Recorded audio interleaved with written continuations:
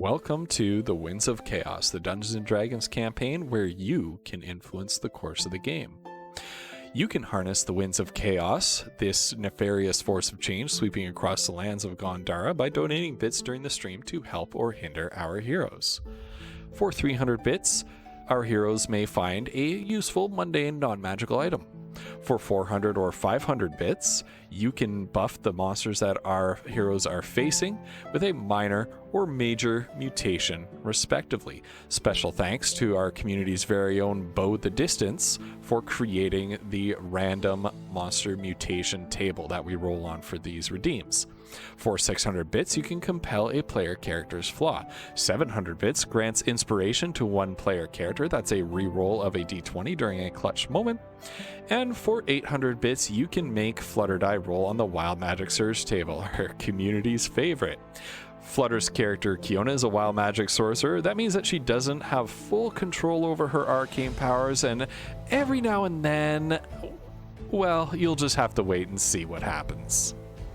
Finally, subscribers to the Dungeon Masters channel, that's Twitch TV/GhostPepper, can harness the Winds of Chaos to blow a custom NPC or magic item of appropriate level into the party's path. Please DM me on Discord for more info. Oh, one last thing. If you're a regular supporter of this campaign and redeeming or subscribing or things like that are things that you do fairly regularly, please consider subscribing to our monthly coffee plan. We use the proceeds from that to go directly towards funding improvements to the game, music, artwork, subscriptions to different services that make our game that much better. Any monthly supporters get a free Major Monster Mutation, Wild Magic Surge, custom NPC, or magic item once per month. We really appreciate all of our coffee subscribers, all of our bits redeemers, and every single one of you who watches the game. Please enjoy the show.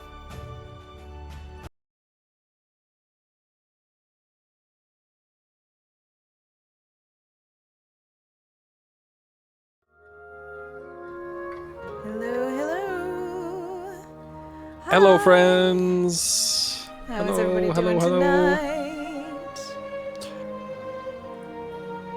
Oh, you got a green border on me. Oh no!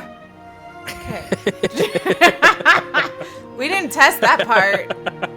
Ghost Pepper knows that I adjusted these things like 600 times before we went on, so it's fine. Yeah. It's fine. Yeah, that's okay. That's okay. Yeah. It buys Coliform's time to get here. Well, I hope everybody is just doing the very best today. I know I'm doing well. How are you guys? How are the players doing? Okay, so I told you I would tell you about the Mario movie, in terms of not spoiling it, but like, is it good? Oh, okay.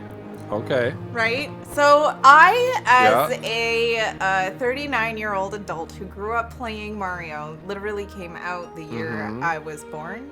The year after I was born was the NES, the original gaming system, right? So like grew up on it, and I thought it was a delightful little jaunt. It was fluff. It wasn't a great movie, but it was a Mario movie that did not offend me in any way. Nice. Nice. Good. I enjoyed it. However, apparently, unlike the live action one, the younger generation, years ago, my sons did not like the movie. Yeah. They thought it was really too much fan service and not enough like chutzpah or something. I don't know. But they were displeased. They're becoming little movie critics, eh? Yeah. Wow. I approve. I thought they would eat that up. I know, me too, right?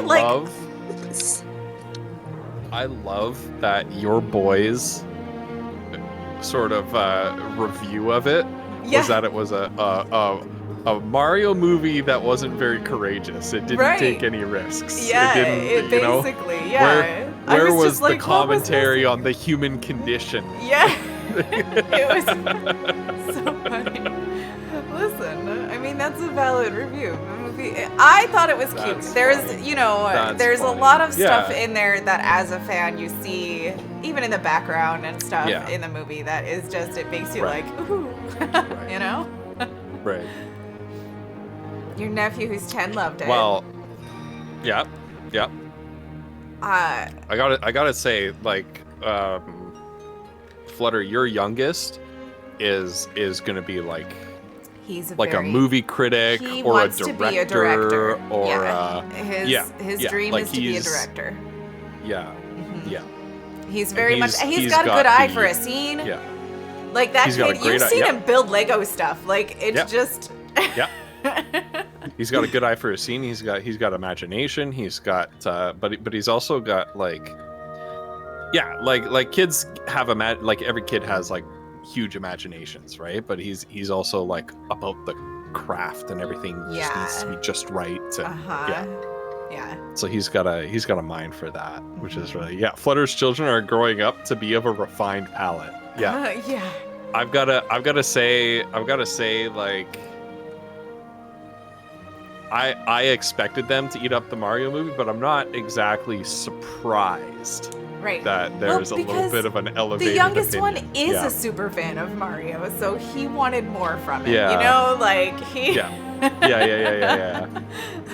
That's funny though. Oh my goodness. Yeah. That's Yeah. like the best thing I've heard all day. Yeah, he's got. I mean, he's like a Mario encyclopedia. That one. You could ask him Yeah. anything. He knows everything Yeah. about it. Yeah. Oh man, but yeah, I was like, oh, Awesome. I did not see that coming. Yeah. How are you doing, Wolf? Wolf, what about you? Eh. How did your kids feel about the Mario movie? How did your cats feel about the Mario movie? I haven't watched it and probably won't because, as everyone who knows anything about me, I am a huge movie snob. Mm, And thank you very much. And it is true. I'm a movie snob who loves B movies, which is weird, but Yeah. It's too slick. It's too It high is. budget. It's It too. is. Look, I just have There's something opinions. about B movies though. There's something about B movies where like they have to have heart. They have to. Yes, so there because they for have me, nothing else. there's a fine line between That's the whole point of them, movies, isn't it? Yeah, movies that are trying to be bad and movies where they actually tried to make a movie, like a good movie, and it just turned out bad. So Mm, that's my hot take. I don't know. What Right. the- yeah. Yes, Peter, I love Mystery Science Theater. So Yeah. Listen. Yeah. It was good fluff. It was fun. Yeah. It had You everything know what? I There's wanted. nothing wrong with a fluffy movie. Right. Exactly. Honestly, I like, enjoyed people it will turn their thoroughly as noses such. up at it, Yeah. but yeah, Mm. I don't mind. I don't mind a movie with fluff. Absolutely. I feel like that's a oh, it's cauliflower. is that a cauliflower? Welcome. A cauliflower. Cauliflower. A because Genovian Prince of Risa. Yeah. Thank you so much. Eight Uh-oh. months. 7 in a row. That's weird. what? Oh, I don't know why it does that. It like oh. divides it. Whatever. 8 months. Amazing. Thank you so much, Genovian. You're So cool. something went wrong with your camera, Collie. Uh-oh.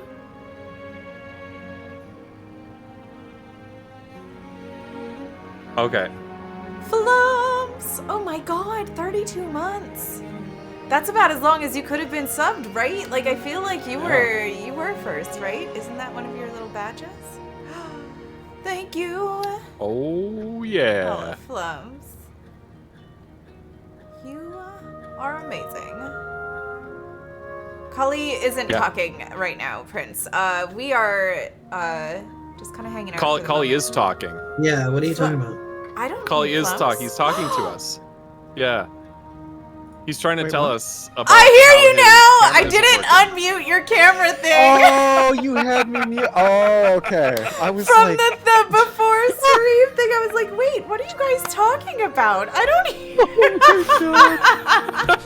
I was wondering why you were talking over him. I know. I was like, man, I feel bad. I'm so just talking sorry, over Flutter. Fluffs. Shit. No. No, you're fine. Oh, that's too funny. I was very confused. No. Anyway, he's telling us something's going wrong with his camera. Yeah, she set everything up for me, so I was like ready to go. But I don't know what happened, but something went wrong with the camera. I don't think it's anything she did. But No. anyway, I'm sure I don't know. it's not I good. tried. I don't know how to fix it. I don't know what went wrong. Anyway, this is what we have. Oh man, No I'm worries. excited to be here. So Yeah. This is All going to be a right. really interesting evening, guys.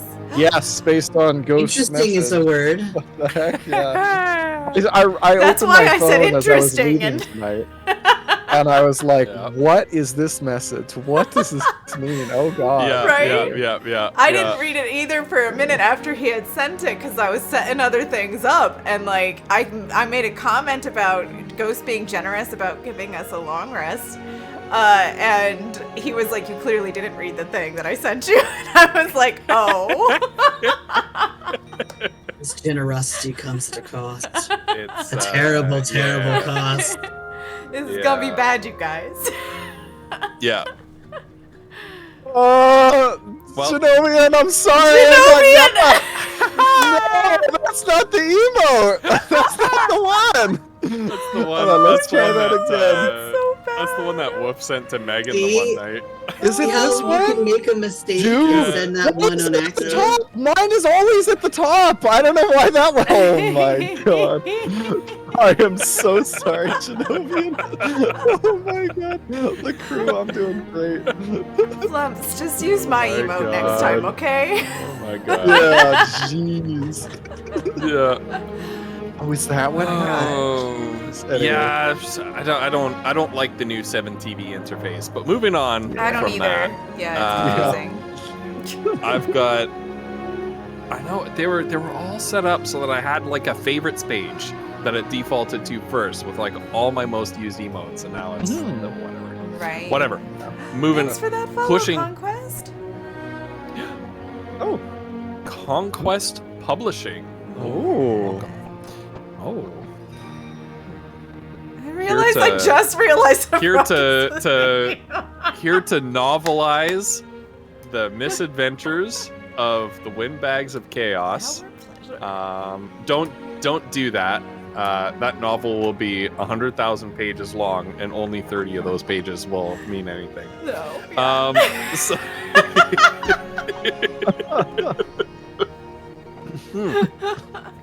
So, folks, while I distribute some thank yous to some of the great people in our community, Because I we would like love you. to, yeah, that's right. I would like to ask a roleplay warm-up question of the players. And now, if you're here in chat and you have a D&D or other TTRPG character who is near and dear to your heart, especially if they've been a guest character on this campaign, we would like to invite you to provide your answer to this question. So the question is, if your character got to use the wish spell one time, what would you use it on? So you've got the wish spell one time. What would your character use it on? Oh, that's amazing, Megan. Okay. Yeah, Conquest Publishing is was on my Discord, showing off some art from some of the fantasy art and comic book art that they do. That's amazing. Well, welcome. I added a Glad new to have you here, command Conquest. for that.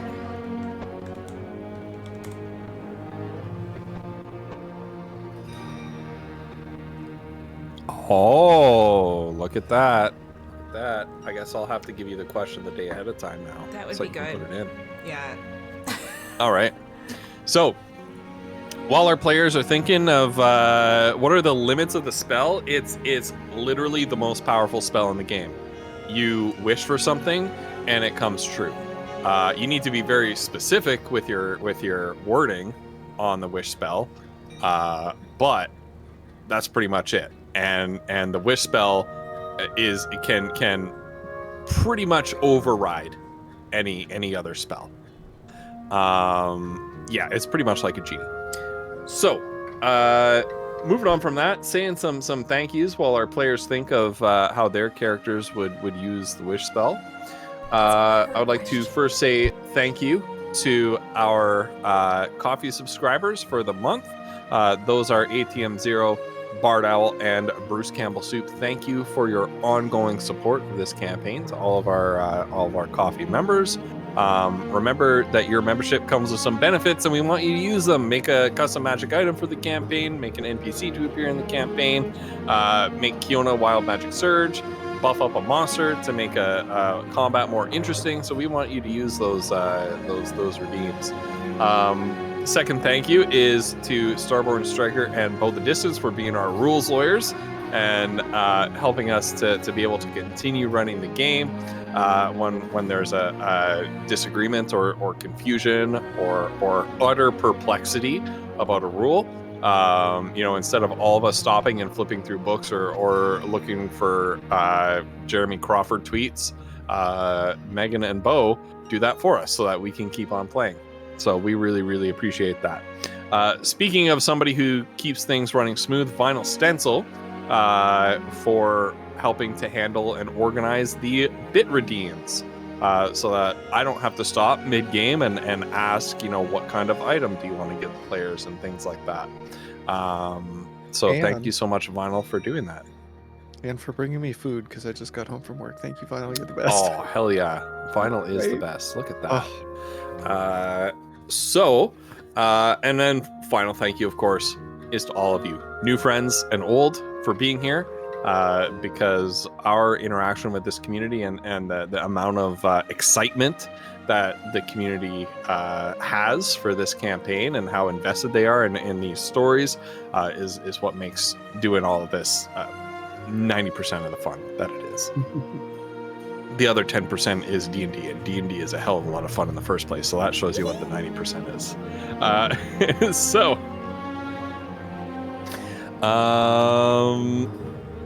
So what do we have for the wish spells?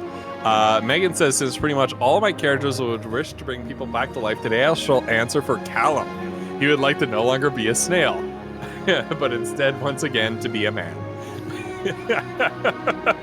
That was one of my favorite things to be able to reveal, is that Callum is like trapped in snail form and everyone just thinks he's a snail. I think it's the most delightful little tidbit. It's like the best little snippet of fan knowledge. Right? Yeah.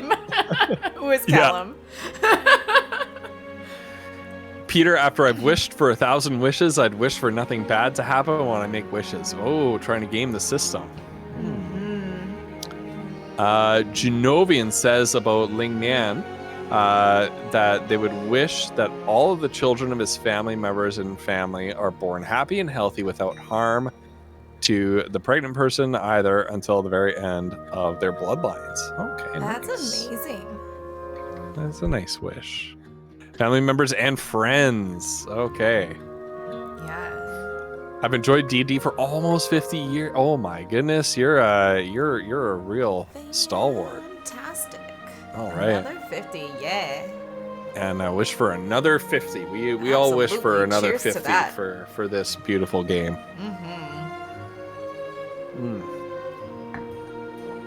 So it's amazing that this game was literally made in a guy's basement. It's a game that he played with his friend and his kid. Right? And it's honestly the best game in the world. It's so malleable. It's you can make it into be whatever you want. Yeah. Oh, it's the best. Yeah. It's so good. Yeah. Ghost, you never should have introduced me to this. Right. I'm screwed. Flumps, I'm just saying, I'm on your full-time over your team life. if you become a full-time DM, okay? Yeah. Oh, same. Yeah. Same. Oh yeah. Same. Big Oh my same. god. All right. Let's hear from our players. So the question of the day, and if anybody else wants to contribute in chat, please do. We'd love to hear your responses. But if your character had access to one use of the wish spell, what would they use it on? Let's hear from Wolf first. Let's hear from Mazra. Me? Oh my gosh. Yeah. This is a hard one. It's like, I kind of like Peter's answer, which is like infinite wishes or whatever, but I feel like she would draw up like a 900-page contract or something, but probably to be Very like specific wish. to be like to cover all the whatever, right? Yeah. And, Well, that's all the what contingencies. what Stryker and Genovium were saying, that like the spell, like Yeah. generally You use it have on to a be- spell, you have to be very specific. No, right? yeah, but we said Yeah. we said we could do anything. So she'll probably just be like, all right, just get it over with, just divinity. Then Divinity. Who needs the wish spell? Oh. Because you're not mortal anymore. Sure. You can just that fix makes anything you sense. want. That makes sense. All right. We got Mazra up in here wishing to be a god, you guys. Yeah. Look, Yeah. none of the other gods are doing No, any work. it makes right? total So- sense. I know this is the most Mazra thing I've ever heard, other than like the 1,000 wishes. Someone's like, got to solve the problems. Yeah. Yeah. Mazra's the one to do it. She's Oh my gonna blow gosh. through the rest of the There pantheon. Like, all right, I'll show y'all how it's done. We gotta get Right. this shit done. Yeah. What about Foodle? Okay, Foodle would, because like I'm not smart enough. I'm a little mentally spent right now. But Foodle's not smart enough, so he'd probably go to Mazra to figure this out.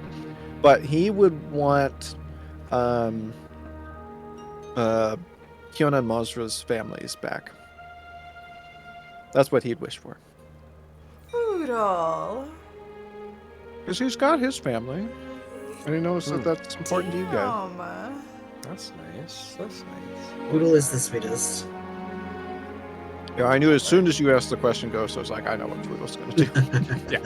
Yeah. What about Kiona? Kiona would wish to combine the pre-Cataclysm world and the Cataclysm world so that they both worked together in ways.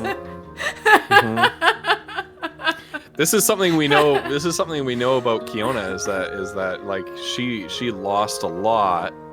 Her in the whole past. world basically that is she a wishes totally she could have different back, world but than it was. but she doesn't want to go back. Right. Yeah. Yeah.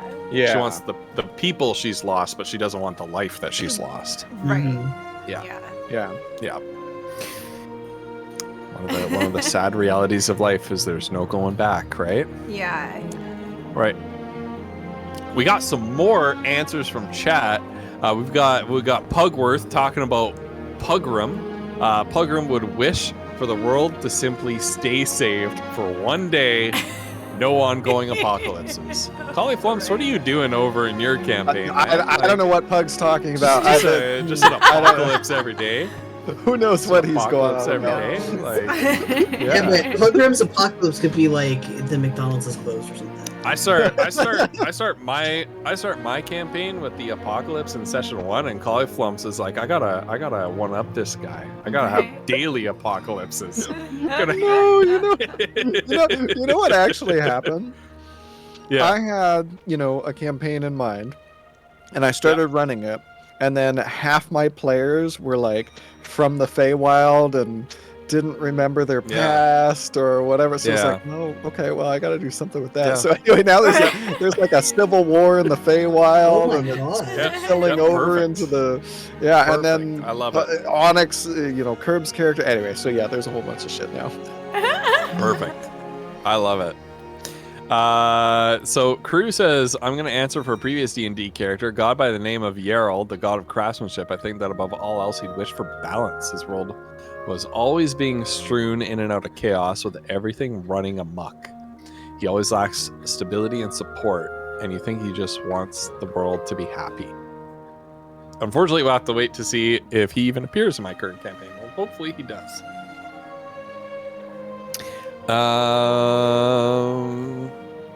Also very painful. Mazra. Okay.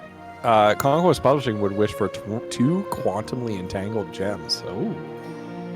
2 gems that are always in the same place at the same time, or no matter where they are, kind of thing. That's really cool. Interesting that you would bring up quantum entanglement. No! on the timelines. That's too big for me.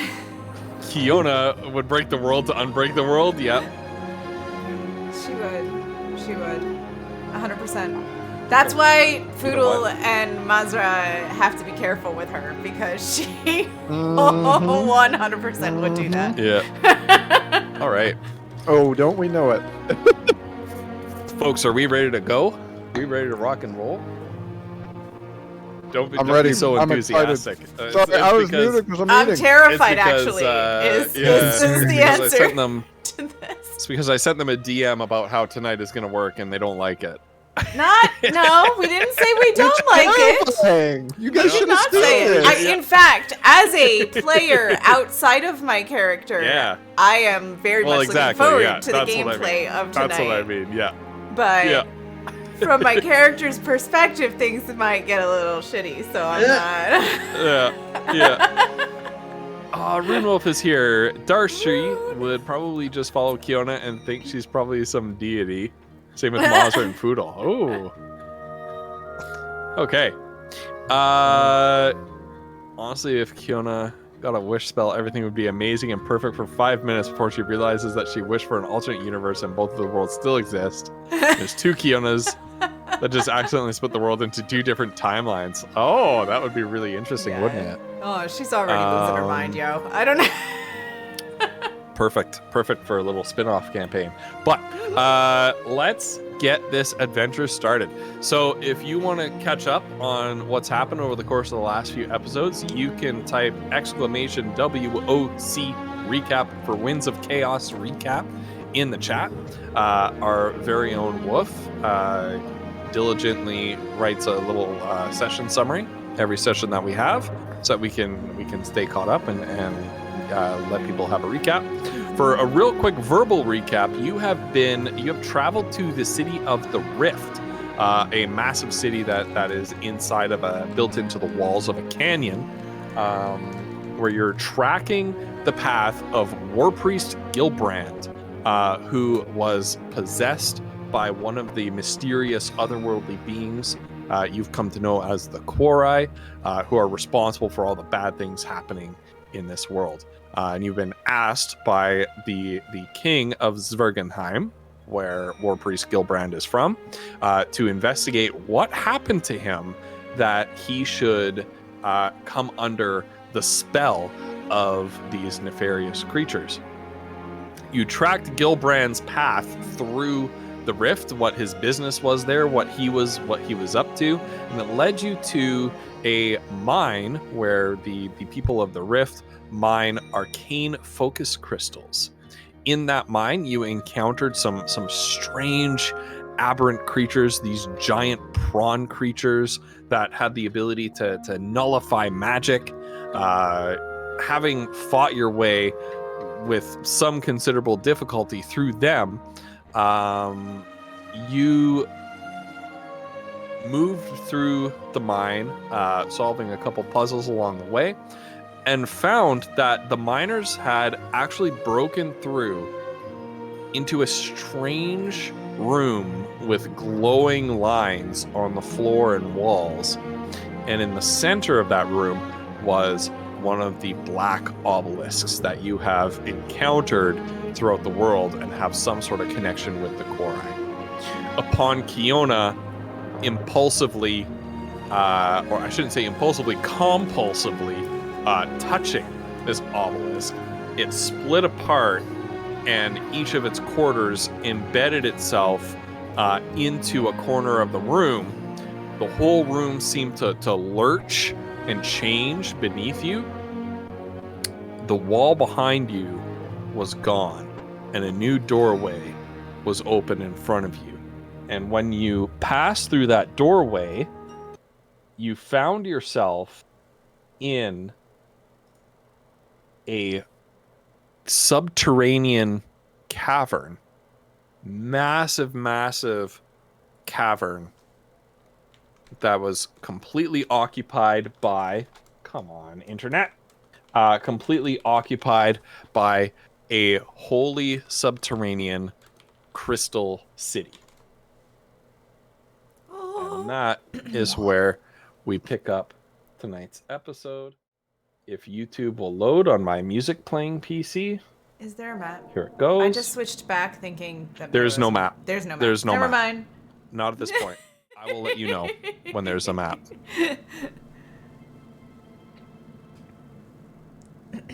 Ooh, okay. Okay. All right, you should be getting some creepy cave music now. We just touched a butt, and now we're in a cave crystal city place. Or looking at one. Yeah. Yeah. You know, So there's a long tunnel that and a cliff that plunges down, and there's like this sort of jackknifing path that leads down into this cave, and the entire roughly spherical cavern is dominated by this crystalline city where these crystal spires and bridges and structures soar from bottom of the floor all the way up to touch the ceiling, and in fact a couple of them near the center pierce through the ceiling of this cavern. well, Fiona will be, she's gonna be like starry-eyed, staring at it, maybe having a conversation with her passenger in her head about, well, what do you think of that?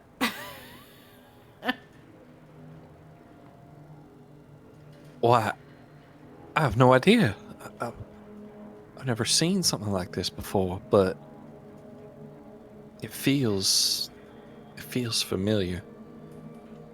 It does. Almost like how we feel about that place.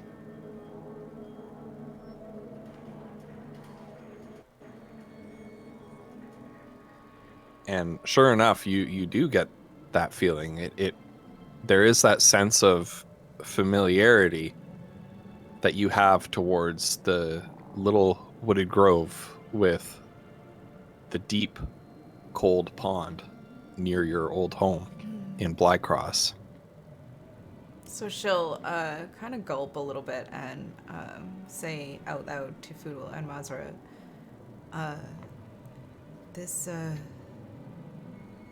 feels an awful lot like home, if you know what I mean. well, like in a good way or a not good way? I mean, it's always felt kind of good to me, but, well, we all know how it goes when we're in those places, right? Yeah. I mean, if I this beg was to like, disagree. yeah.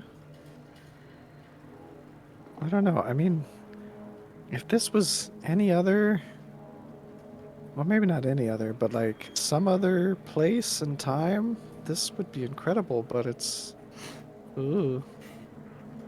I don't know about this. Right. I think we just need to be careful. So we think Gilbrand came down here? He must have. Maybe he was the one that put the hole in the wall. Yeah.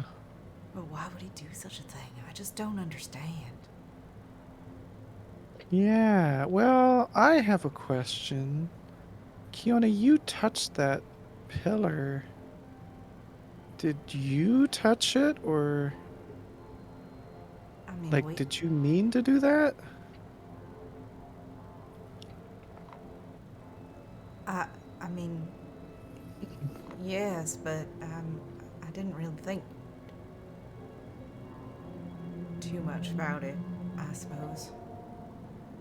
I don't know. Well, Kind of maybe did it because it felt like I needed to. Mazra and we both tried to stop you, but obviously it didn't work. I mean, if you didn't, I don't know. I guess what I'm saying is, what if Gilbrand? I mean, Gilbrand does have a passenger, or did. Yeah, like, what if he didn't intend to come down here? Maybe something else made him? Or something? I don't know. Well, but we're not like that. No? think? Well, if you don't mind, we're gonna keep an eye on you anyway. Yeah. Sure. By the way, this place, Ghost, is this place, other than the context, to me it sounds beautiful. Is that like a I would call it hauntingly beautiful. okay? I mean, okay, so this place looks incredible. But then last time we came upon some cool crystals. For you, they had sort of a different effect. Are the crystals doing weird things again? This doesn't look like the rest of the... Is the city they're like made all- of these crystals? Yeah, and they're all glowing with a like a solid, not blinking Like a or constant. ebbing, but a Yeah. solid and constant sort of inner blue light. And everybody can Foodle see that? And yeah, Foodle and Mazza, you see the same thing. Because for me, they're just glowing like a blue. Well, yeah, these aren't like the ones in there. Okay. Well, maybe. I mean, I'm gonna think that that's a good thing. I wonder if it's because those are broken. Oh. Yeah. I don't know. I wouldn't want to try to break anything in here. I'm sure it wouldn't make somebody happy. Yeah. Well, I mean, Foodle looks behind him. I mean, is there anything but like we're just like in a? It's an empty room.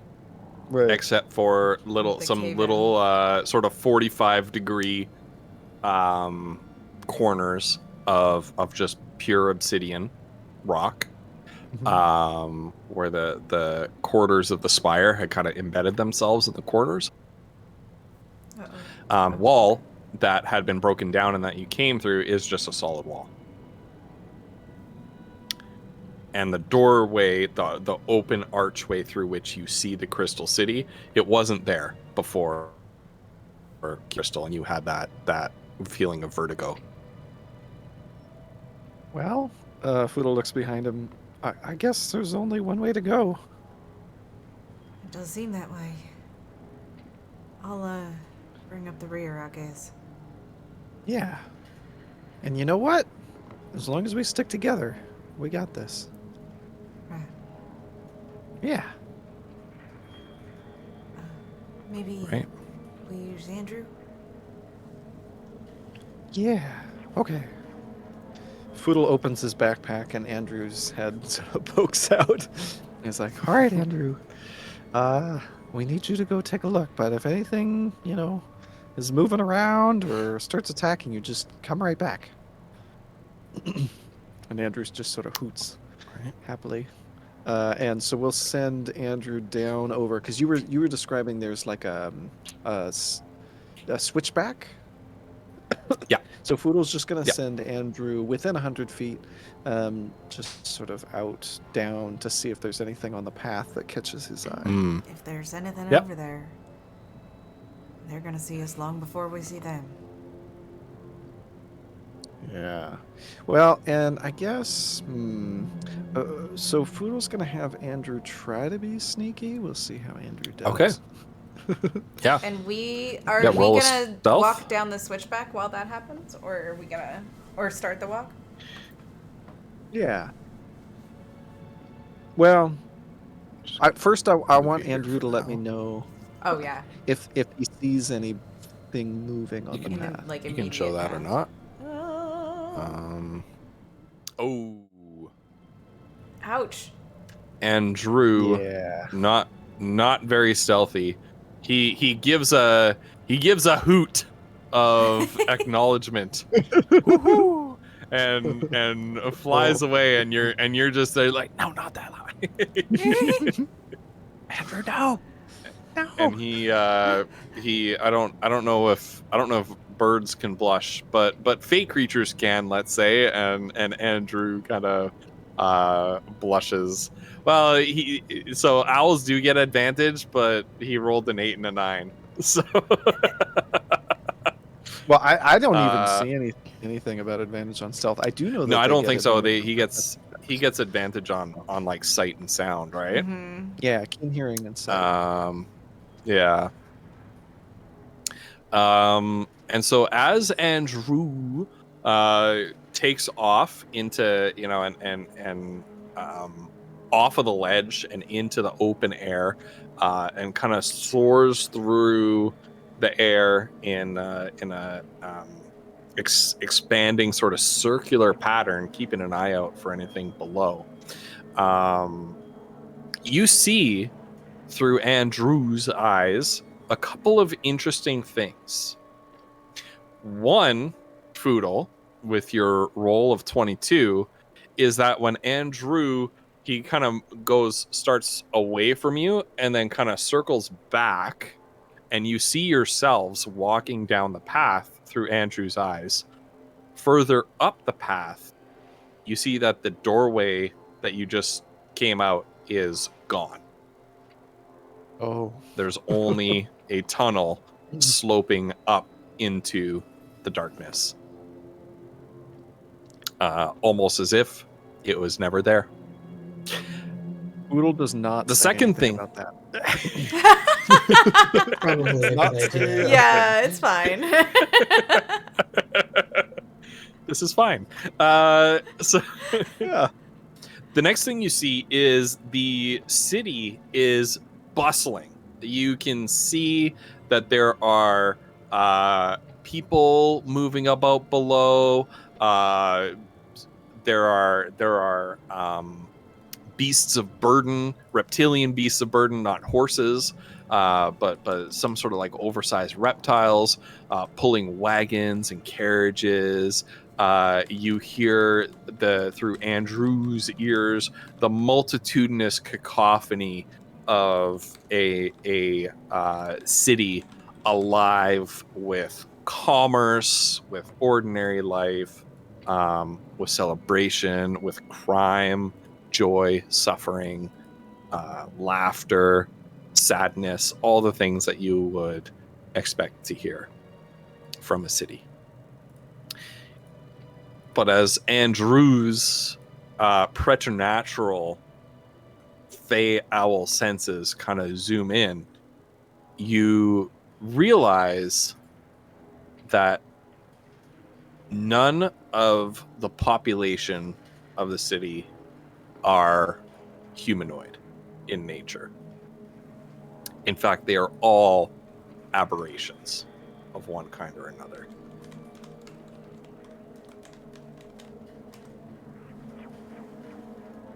Okay, Foodle's going to say, so there's a lot of things moving around down in the city, but I don't even really know how to describe them. There's a lot of eyes and tentacles and like too many legs. Oh. Oh no. Yeah.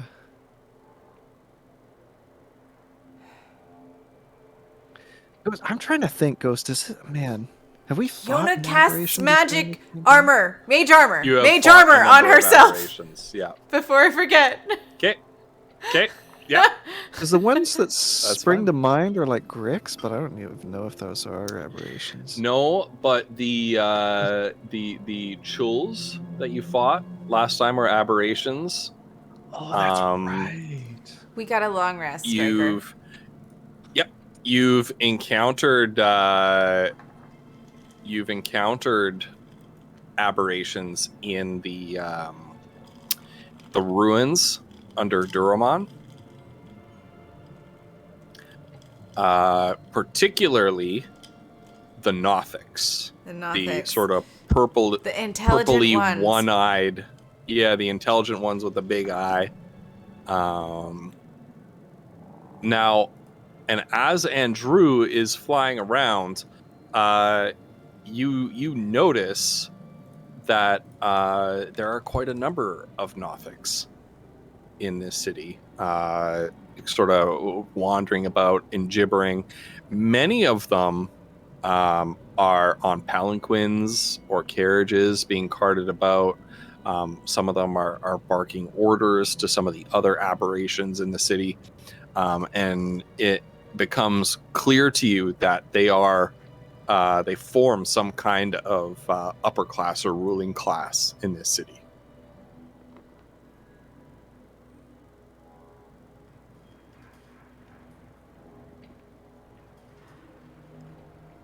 Okay, Foodle's gonna do his best to describe that. I don't know exactly how to put that, but yeah, he'll do his best. I don't really think we could fight through an entire city. Do you think there's any way we might be able to get some of them on our side somehow? You know, all of that stuff you guys are always spewing about, you know, no ruling class and stuff. Do you think Yeah, that I would mean, work maybe. here? Well, possibly. I mean, I Not don't know if all against these. if they're nobles, no, but Well, but there's less of them, right? I There's think always the less of concern them. is that we don't even know what we're doing here. That's true. I assume our goal is to get out of here. I mean, yeah, it's kind of my goal right now. Although I do want to know what the heck happened, you know, with Gilbrand and everything.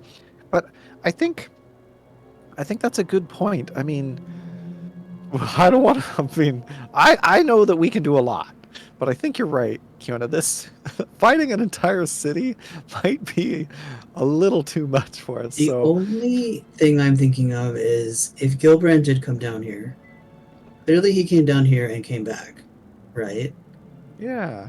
So Although I'm wondering if he had a passenger, if somehow those things can recognize it or something like that.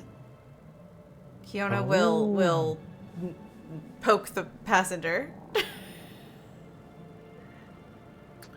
I have been able to sometimes detect others of my kind in the past, I suppose, but Do you think it's the thing that would get better if you practiced it a lot? I think so. I can do my best. Right. Well, I was just asking because I think maybe there are a lot more things in that city that can probably do it really good. Yeah, maybe. What if we used it? Yeah. Let's try. We could, Kiona will communicate to Foodle and Mazra that we could maybe, I mean, we'll try to see them ahead of time, and maybe we should a signal. Maybe if she'll do like a low whistle or something like that, like, or some, you know what I mean? Or if I squeeze you. oh, I don't right. know how much Yeah. that'll help, but Wait, to squeeze us if what happens? well, if we see Because we another didn't one hear of what us. you were talking to. Oh, Well, I was also thinking that if those things down there, if they're not welcoming to humanoids, would they be welcoming to you?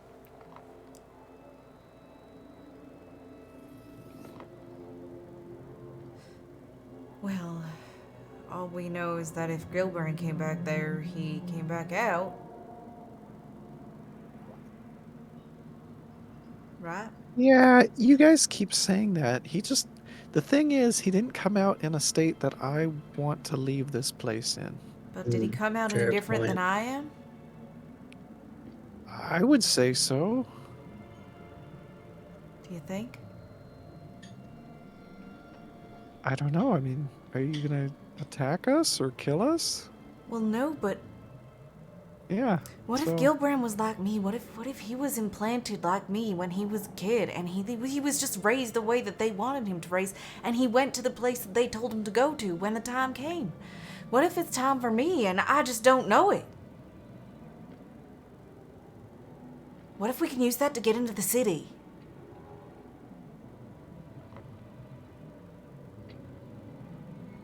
I don't want to. It terrifies me. I think it terrifies both of us, actually. Yeah. Well, I mean, Fudo sort of looks up back behind him. I don't know how much choice we really have. Kiona has all the big thoughts, and she doesn't know what to do with any of them right now. And we can either stay here for the rest of our lives, or we can try and go forward. Okay. Yeah, I think I'd miss my family too much. Living in this cave. I was like seriously considering it. Yeah. Going into the city. No, I don't think it would work. Yeah. Okay. All right. Well, I guess we keep going. Right. Okay. And as you move together down the jackknife path, you find that there are no defenses or sentries or anything like that on the perimeter of this city. You just descend down this jackknife path, and eventually the rocky trail turns into expertly hewn stone steps that lead you down into the city. You notice that there are no street lamps or torches or anything like that, because the whole city is bathed in the blue glow of its buildings. The denizens of the city, all horrific to your humanoid sensibilities, these aberrant creatures seem to really pay you no mind. A couple of them, as you move through, sort of bump into you, and they kind of back off and defer to you a little bit, sort of bow a bit and wander away.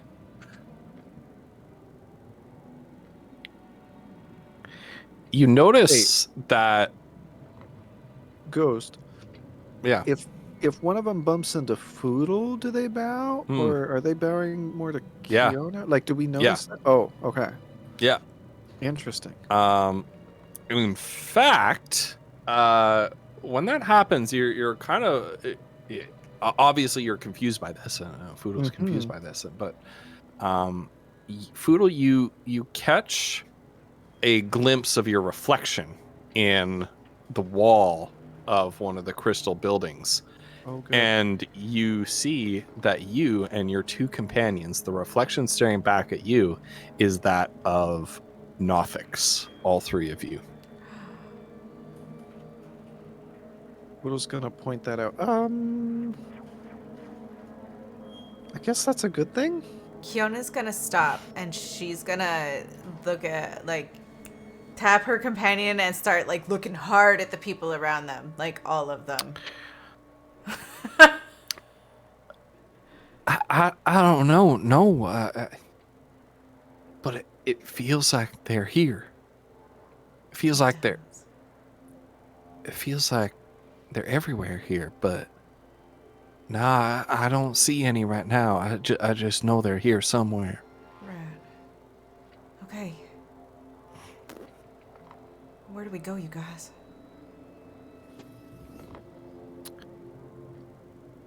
I don't know. I mean, do we go to the big one in the middle? That's my Roll a instinct, but- perception as you're moving around. Okay. You guys are moving around the city. You're looking around, All right, wondering where to go. My void tray. Thank you, Are Bo. we just rolling this on our dice? I'm rolling it We on my real can't. dice, too. No, yeah. All right, let's do it. Thank you, Blue. This is perception. Welcome, Blue Robert. Ian, thank you so much for rating me yesterday. I really appreciated that, and I'm so sorry I missed it. I was DMing and completely. Yes, it's Torvax's birthday tomorrow. Happy Masha birthday, Torvax. perceives nothing. Happy birthday, Torvax. Happy birthday. Mazar perceives Thank you, nothing. Thank Oh, you, no. shout-out, Striker. Oodle got a 17. Oh man. So did Kiona. Okay. Oh, Nice. I mean, that's his passive. Like, damn. Monster, you're just very disturbed Yeah. Mm-hmm. by what you're seeing. Yeah.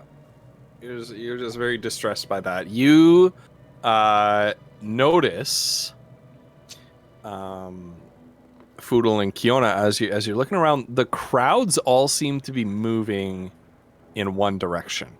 People are sort of stopping and chatting with each other, buying little bits and bobs from street vendors, like little snacks from street vendors and things like that. But still, then they move on, and they're all moving in the same direction. And sure enough, Foodle, they're kind of moving in a direction roughly, you would guess, towards the central spire of this city, this massive, glowing blue crystal skyscraper. You guys, being from a medieval fantasy setting, would have no context of a skyscraper, but it certainly would look like that to modern us, the players. Right. And you hear snippets of conversation.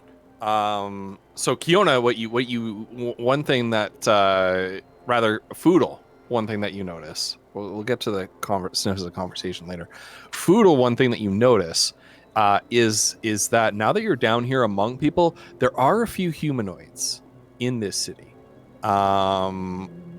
Many creatures that you see are unrecognizable, but you see some elves, dwarves, humans, gnomes, but they're all in chains and they're all kept as slaves. Many of them look to be sort of like house slaves, out and about with the master and the mistress, helping them out with their carrying their goods and clearing paths for them and things like that. Most of the Nothics are Nothics, as well as other aberrations who are keeping these slaves, pay them little to no mind. They're beneath their notice. A few are actively engaged in like abusing their slaves, punishing them for slights or missteps. You pass by one alley and you see an elf being flogged in the street, with a crowd of passersby just sort of like giving it a glance and then moving on. Kiona, you hear snippets of conversation from some of the people around you,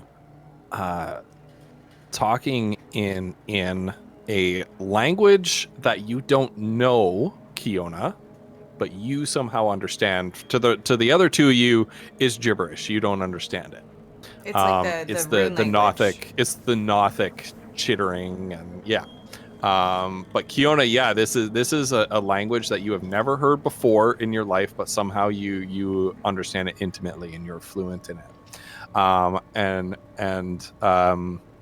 They're talking about preparing for an expedition, preparing to travel.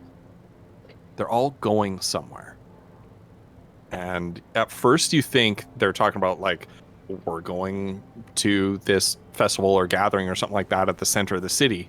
But you soon realize, in the context of their conversation, is that they're actually talking about preparing an expedition to another world.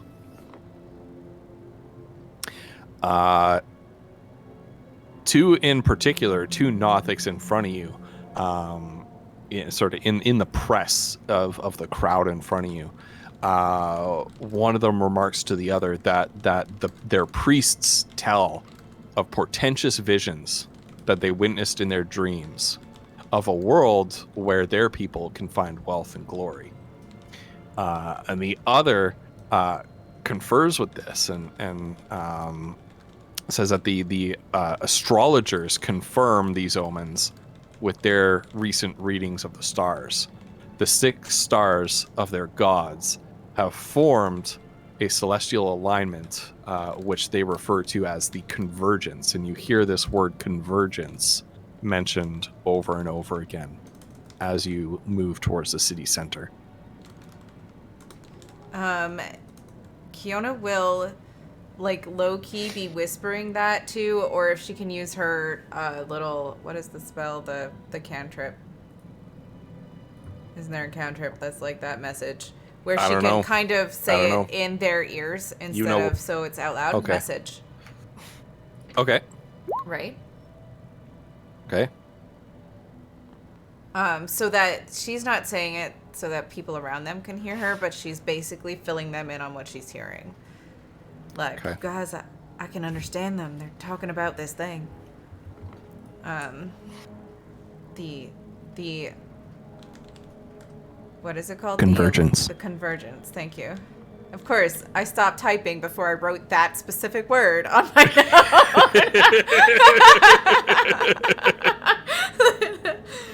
note.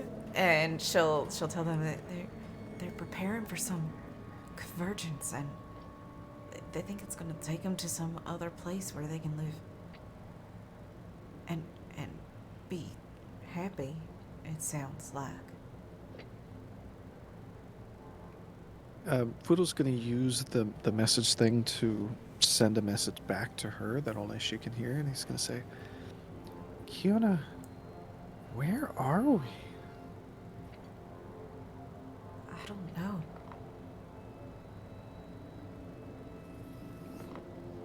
I really don't. Right. And Oh. Please. Yeah? Okay. To me, this seems like a long shot. Now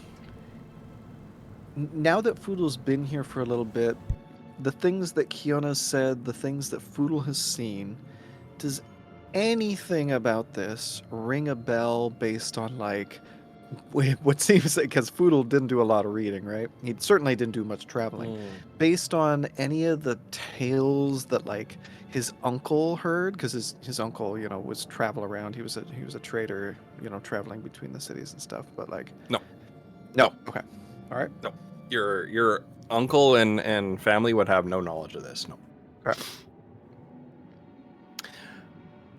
So the press of the crowd ferries you through the streets until you reach a wide open square. Kiona's going to mention the surrounding. Clock. What about the clock?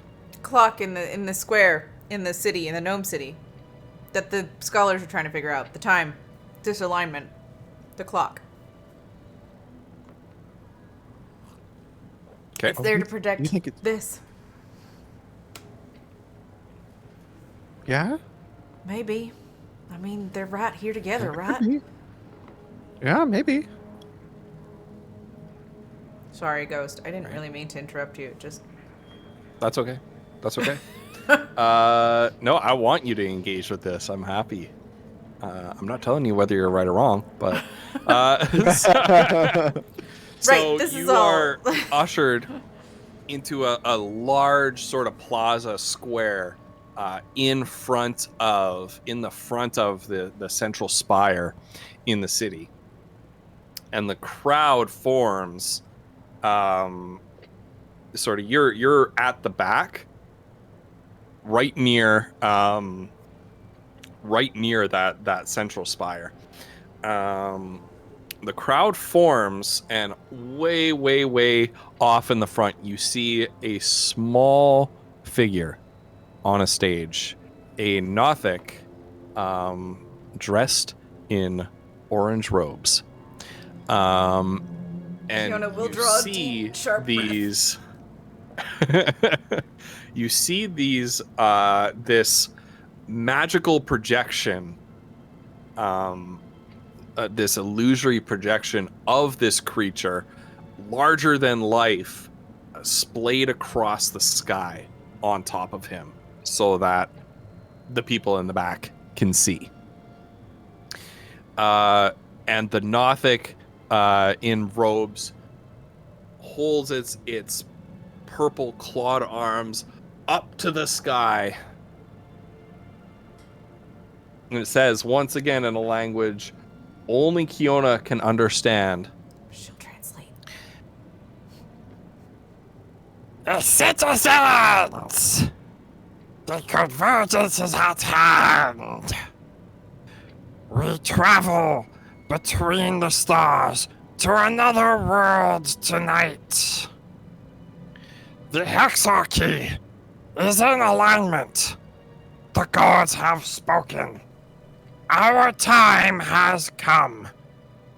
Prepare yourselves and your brood for what is about to happen. For there is never going back. Only forward for the glory of our people and of the gods. And the crowd raises a cacophonous cheer.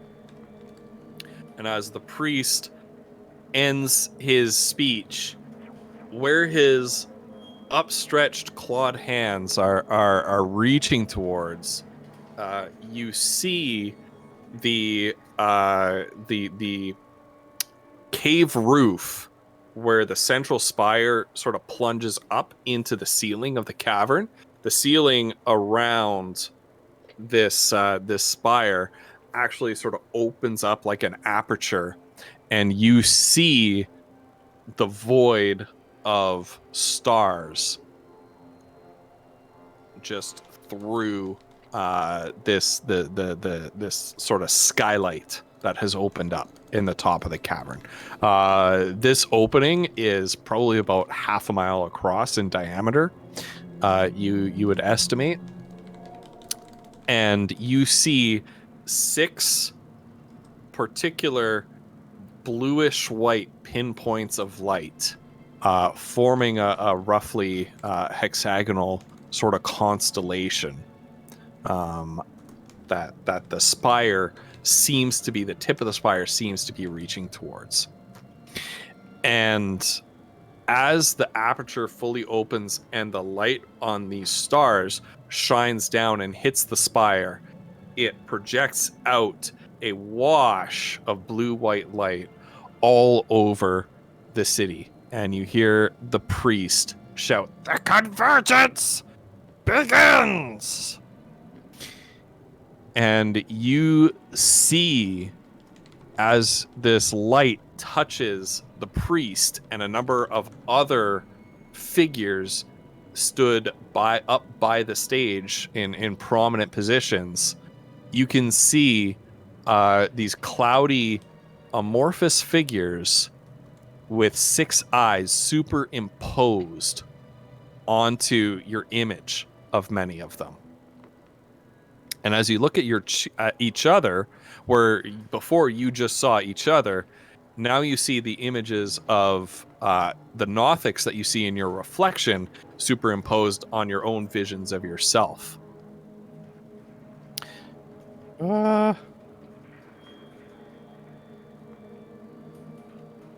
Wait, Behind you, Kiona. Wait, could you explain that again? Yeah, It's like double exposure. Okay. So we see You're seeing ourselves, but 2 also- but also the Nothics that you seem to appear to others at the same time in the same space. Kiona, you see one of the people nearby sort of give you a sidelong look and say, Oh! Who are you? Why aren't you 3 in chains?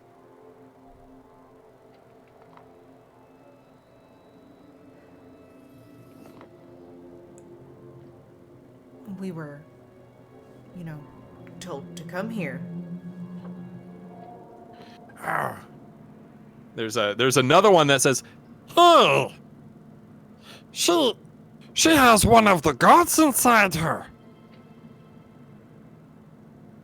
and some of the other people, they turn, some of the other Nothics, they turn and they're just, Oh. Wait, that's not one of the gods. That's one of them. The priest warned us about them. No. The rebels. Nonsense. and they move upon you aggressively. Kiona's gonna try to cast And the crowd hypnotic begins pattern to press in on everybody except careful spell, my friends, in the radius All right. that has seen us. Oh God, how many people have seen us? She's just gonna do it. Why oh this God. video paused, I don't know. Is this a waste of a There we spell, go. you guys? But she's doing it. Okay, do it. I don't think so. Shit. She's gonna just whip out her lasso and start fucking casting. All right. All right. Yeah, um, and many in the crowd stand suddenly hypnotized. Not the whole crowd though, because this can't affect right. It's this like, can't yeah, affect it's the, it's the like, hundreds visible, or like, thousands yeah. of people in this square, right? But the ones the ones that are immediately closest? closest to you are affected by this. And you get the impression that maybe this has bought you a few moments of time. Yeah, only one's 30 feet in I front just of you. rolled a 3 on my dice for the surge. So Yeah, that's like a so it's 30-foot Possibly cube. bought you. So it's approximately 15-foot radius around them. I would say she Okay. just like Yep. was like, okay, quiet, stop. Okay, yeah, and you see some of the most aggressive ones nearby you kind of like sway and wonder as their big green eye stares wide All right, well, when at you do it, the that's not gonna hypnotic last pattern. But But this it's has not attracted enough. the attention of others who look, and you hear voices saying, Guards! Stop them! Sentries, capture them! as you kind of back up and others are taking the place in the press of the crowd, moving towards you, armed with spears and swords and other cruel bladed weapons. You find yourself sort of being corralled back, and you hear a swishing sound as if a sharp sudden breeze behind you. As you look behind you, an entryway into the central spire has opened. Oh no. Run. Run! We can't take them all. We have to. Let's go. Go. Foodle jumps in. I like our chant. Run No. us right with them. What's a couple thousand? It's fine. Kiana already Mazur, this is- casted a spell today, this is so a- let's just talk about Monster, this is the one time when you jump into a door without looking. I know. All right. Oh god. Here we go. Okay. Jeez. So, as you stumble through this door, there was no door that was visible before. It was just solid crystal. But as you stumble through, you find yourself your feet clanging on a hard surface made entirely of some sort of iron or steel. There are harsh, boxy lines everywhere, as if this whole chamber that you're in is a series of sort of iron plates just welded or bolted together. And you hear that swish behind you. You turn, and an iron door has descended from the ceiling and closed behind you. In front of you, all the way down on the other end of this rectangular room that has doors on the four corners of the room, you see a Nothic flanked by 4 floating tentacled creatures. They look like brains with a beak and 6 tentacles sort of dangling beneath them as they hover in the air. And you also see a dwarf clothed in familiar burnished silver and gold plate mail. Is it him? Let me take you over to our first encounter map. What is happening, you guys? What? Fuck! Gray Oh, bearded shit. Look at this like arena. dwarven war priest Oh my god. Gilbrand turns to you with confusion, his massive warhammer in hand, looks at you in confusion and says, Who are you? What are you doing here? Gilbrand? We're looking for Yeah. you! What are you looking for me for? Who are you? We were sent by the king? Reinforcements? Yep, Sure, you we're need some help? reinforcements. Mm-hmm. You need to get out of here now. And the Nothic at the back just sort of cackles. Oh, more food for the gods! Take him! He is to be implanted forthwith. And you see one of the Grell move over to him and lash around him with its tentacles, and he's and his body suddenly jerks and freezes in place as some sort of paralyzing venom is injected into his body. Gilbrand. And the creature actually drags him out of the room as he screams, "Get out of here! You need to go! Get out!" And whoops, I didn't mean to do that. I don't think we have much choice. Oh, you can't see it anyway. And the wall, what seems like a solid iron wall, just sort of whoosh, swishes open, and he's dragged through and whoosh, swishes closed. As for you, if you are worthy, implantation awaits. If not, well, you'll be food for my pet Grell. Is Kiona's Roll passenger still initiative. with her? Yeah. And is freaking out. Okay. Your passenger is like, what the hell is going on? Alright, here's Foodle's fake initiative. I don't Okay. know. We'll do the real one. Here we go. That's Fuck a yeah. nat 20, which doesn't matter on initiative, but you know what? We'll Ooh, take it. nice. Mhm. I can get this. I mean, it's high. up here. Yeah, it's just unfortunate. I could have used that 20 later, but whatever. Yes. Yes. All right. It's going to be Foodle and Kiona, but I will be right back in 1 second. Kiona's gonna retort something about not needing an implant. 'Cause no, she's not. She would never do that. She already has one. This is scary, you guys. Okay, yeah, it is. Be right back to you. Oh my god, what the hell is going on? I know, right? What? I know, like Megan in chat. I love that you guys saw this crazy city for a farm. Let's just go in, we'll be fine. What was our option? Right, Like, he what? closed. He literally closed all the doors behind us. Like there was no. Yeah. I mean, even if Like, we, no. I considered, I was like, would Foodle Can we have swim? Mazra and Kiona take a look at this room to see if we could get back? I don't think Foodle would. I think he'd be like, no, we're here. You know, I we mean, can do we this. just had like I don't know, hundreds of the Nothics bearing down on us. You got to go in. You can't. You don't have a choice. Yeah, it's true.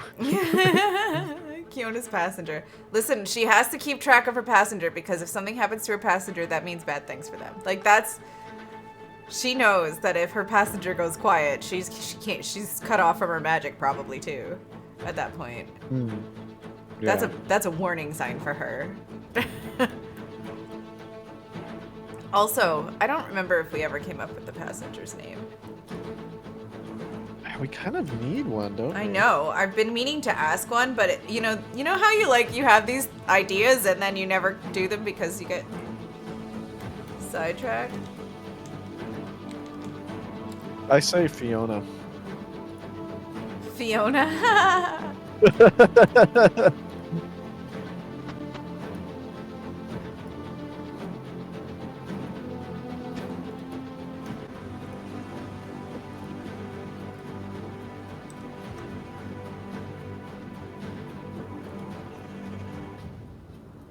That is not the only Okay, note. you guys. Foodle has no idea what's going on, but did we go back in time? I think we might have. Gilbrand doesn't Because know. he's He doesn't know us. here, and he's like, "Wait, you're from the king? Are you reinforcements?" Like And he's not yeah, against he doesn't know us. us. And That he's was before going he to got be implanted. So he didn't grow Yeah. up with it like Fiona did. Yeah. And also, are we in a fucking That's spaceship? kind of what I assume happened with. Yeah, what is going on with this area though? I feel like we're in a spaceship. For real. Like, am I crazy? No, like, no, you're definitely I like mean, 100%. Poodle has no idea, obviously. No, But like, no, none of us would, right? Like we would all Right. be like, "What the ever loving fuck is this place?" yeah. Because God, I it love is Ghost unlike anything description. we've ever seen. Like, oh, just metal everywhere and weird, angled. Crew stuff. says Fiona too. We're the best, We're the at best at space. space. Yeah. Spacing out, I guess. Right? Yeah, that's the one. We have enough hot air to get to I space. will also be right back. That's true. We have plenty of hot air. Between the three of us, we could easily make it to space.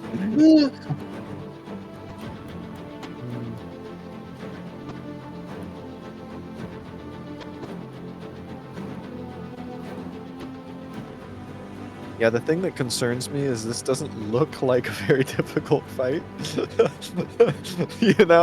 Like, I don't know. I don't trust those because we've had a lot of problems with like psychic enemies shutting us down real hard. So that's true. Yeah, we don't know what these things are. Because we fought this thing, right? Well, Yeah. I don't know if we did fight this thing, but we fought something like it a long ass time ago. And they weren't too tough. yeah, they're on their home turf now, probably. But yeah, exactly. Like lair actions and who knows what all, right? So. Ugh.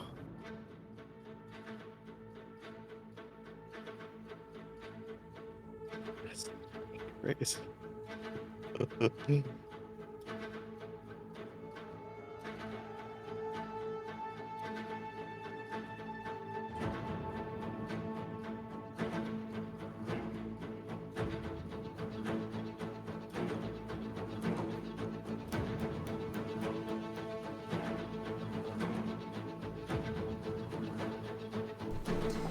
Yeah, I'm a little bit upset with myself for make panic sure you burning a push spell that slot. long rest button on your character sheet. Oh yeah.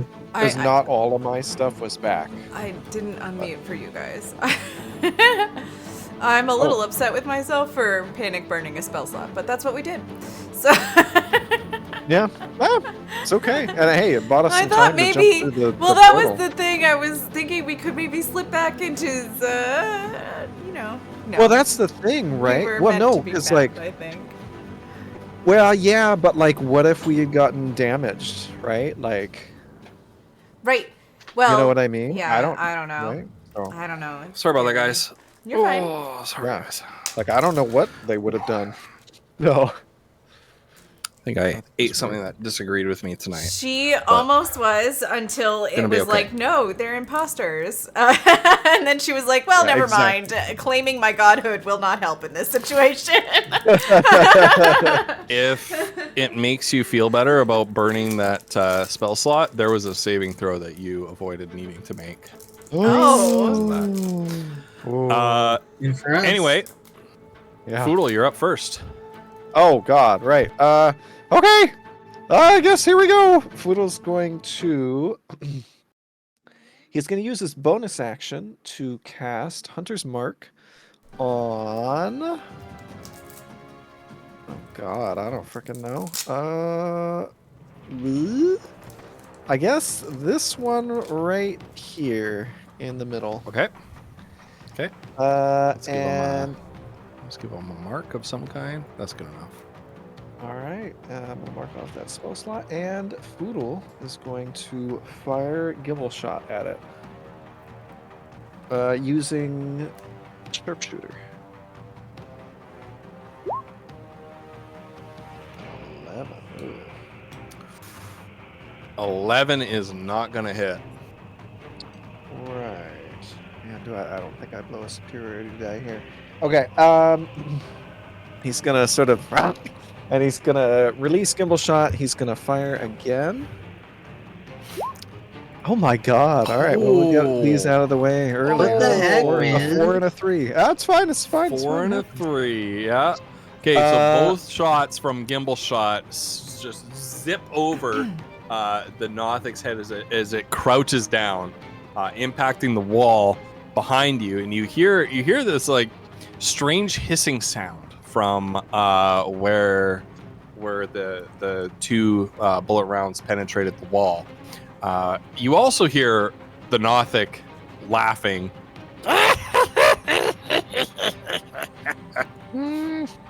And it jabbers at you in this this language that you can't understand, but Kiona can, and essentially it amounts to nice shot. Kiona will growl for you. Okay. Oh, thank you.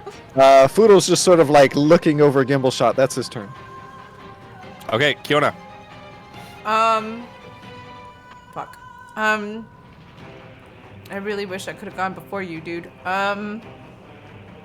Right. Yeah, cause she's gonna do it anyway. She's gonna cast haste on Foodle. Oh. Okay. All right. That'll last for the rest of this combat, unless this combat goes really long for some reason. Yeah, it's we decided it's 6 rounds though, right? Yes. Yep. Okay, so I have a round counter. I will start for that. Okay. That's so Okay. cool. All right. Move action, bonus action, Kiona. She will. Oh. 13. She will. 5, 10, 15, 20. She'll come over here. Ghost, I have a question about the terrain and the layout. So this would be obvious to our characters, I assume, but may not be obvious to us. Are these like walls and or crates here, or this No, just part of the floor? they're texture on the floor. Oh, okay. This is your characters would not understand this. This is like futuristic. Yeah. It's like you're on the deck of a spaceship right now. I guess my question is there any cover? No, there's Okay. not. All right. What is the one you use for concentration, guys? Oh, I use this. Can I do that? Oh yeah, I can do it on yours. I use this one. It's sort of the Okay. swirly, A little like dragging around. concentrating cross thing. thing. Yeah. Gotcha. I don't know. Anyway. That's fine. I just Yep. wanted to put it on there, so we knew. All right. Yeah. Kiona, any Oh, bonus which- action before Bonus you end your turn? action. Spend points. I believe it's 5 to make a 3rd level spell slot. Sure. Okay. All right. It is this one's turn. Yeah, and it's gonna move 5, 10, 15, 20, 25, 30, and it is gonna dash for 5, 10, 15, 20, 25, 30. This one is gonna go 5, 10, 15, 20, 25, 30. 5, 10, 15, 20, 25, 30.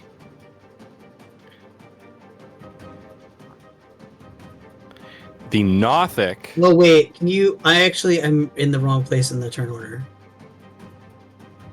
Why are you in the wrong place?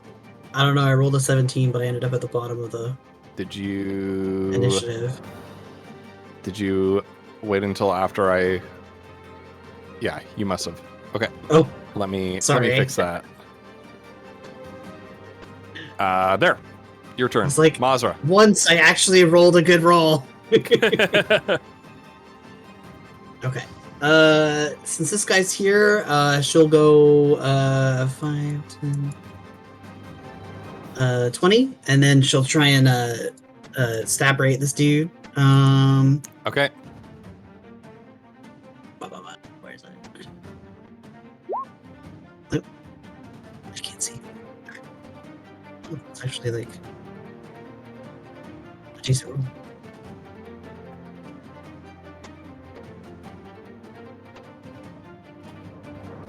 Yeah, that hits. And then she'll offhand, which is minus Oh, nice. -3, I think. Okay, so that one hit. Yeah, that does not hit. The 11 does not hit. So the first one is 18 damage as you stab into the fleshy brain of this creature. It sort of squirms and shrieks around the blade of your rapier. A second attack, it manages to sort of curl a tentacle around the blade of the rapier and shove it away. Also, I Kiona is believe that's it for you. in a very bad position because she went way over here by herself. That's okay. So What else does she do? That's okay. No table talk. Not table talk. Kiona always goes in a bad yeah. position.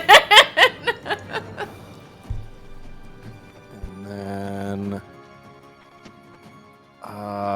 everybody's too far away from this guy, so he kind of skitters. He does a dash action and skitters down here, and his cold green eye gleams as it regards Kiona, and it uses an ability called Weird Insight. I'm gonna post this in the chat. So Kiona, I would like you to make a deception check.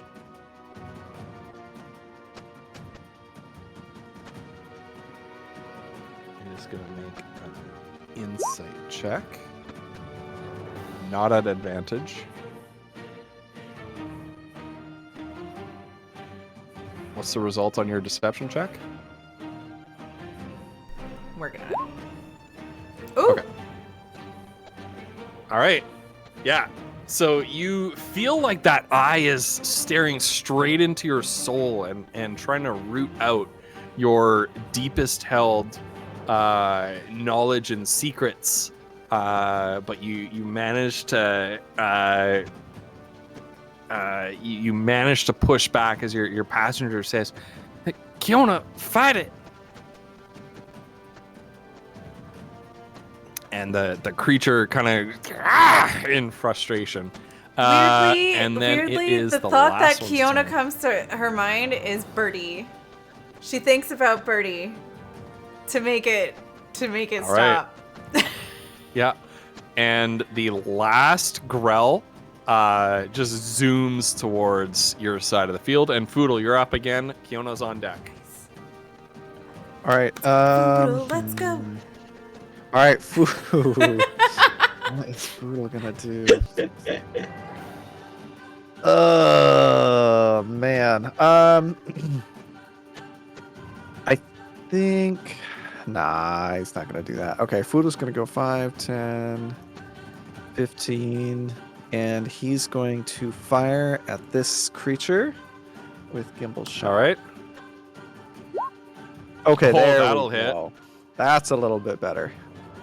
Okay, and Hunter's Mark. Okay, there we go. And then he's going to release Gimbal Shot and have it reload, and then he's going to fire once more at that same creature. All right. That is not going to hit. 14's not going to hit? Nope. It's like really low to the ground and skittering, almost like a spider, and it doesn't move in a linear fashion. It'll kind of like skitter to the side and like diagonally, and you're finding that he's quite a hard target to hit. Oh, Ghost! I forgot. On that first hit, I've been ticking away. Okay. He's been using the advanced musket shot. So okay. Yeah. All right. And then, oh man, he's got that extra action. Dash, disengage, hide, Yeah, there's no cover to hide. So he's just gonna fire one last time at that creature. Oh, there we go. Oh, well, that'll do it. And All you right. know what? We're gonna re-roll that damage. Let's get the hunter's mark in there. That's pretty good. Where is it? Single shot. There we go. 24 damage. Oh, Yeah. this time, two Okay. shots ring out. The first one hits its hip.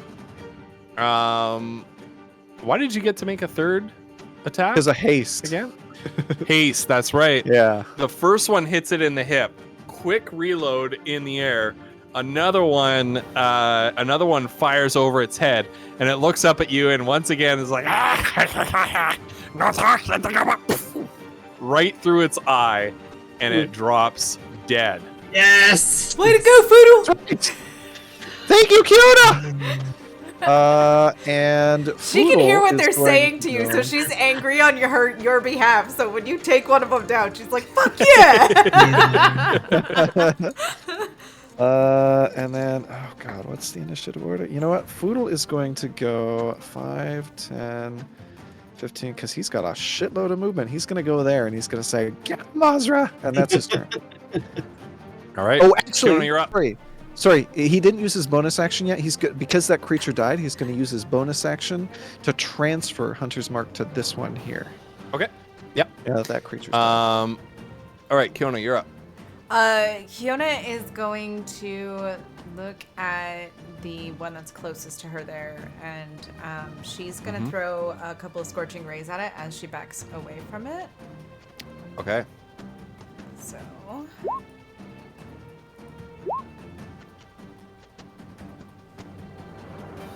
Do Okay. any of those hit? The second two hit Okay. for 9 fire damage. No, hold on. Uh, It's more oh. than that. No, I'm holding on. Yeah, that's that's great. 4 plus One's turn into 8, 2s. So that's 12 fire damage. Okay, 12 fire damage. 12 is better than 9. That is right. Nice. All right. And that's a 14, and she's gonna back up. 5. Okay, hold right there. Oh. As you back up, you are actually Oh fuck! I'm in its inside range. the threat range All right. of its long tentacles. Come at me, bro. It is gonna, She's gonna, like, attack you Try with an this tentacle acrobatics move attack. to get out. 10 to Miss. hit. That's a miss. All right, so it reaches out and it whips you, and almost like this whip crack, and you see this tentacle coming straight at you with barbs embedded into its sort of thick, pinkish reddish flesh. But you harken back to your rodeo girl days. That's right. That now That's seems right. so long ago, and you do like a sort of a tuck roll away, and it slaps with a clang into the iron floor harmlessly. All right, bonus action. I think that's all she's got right now. Okay.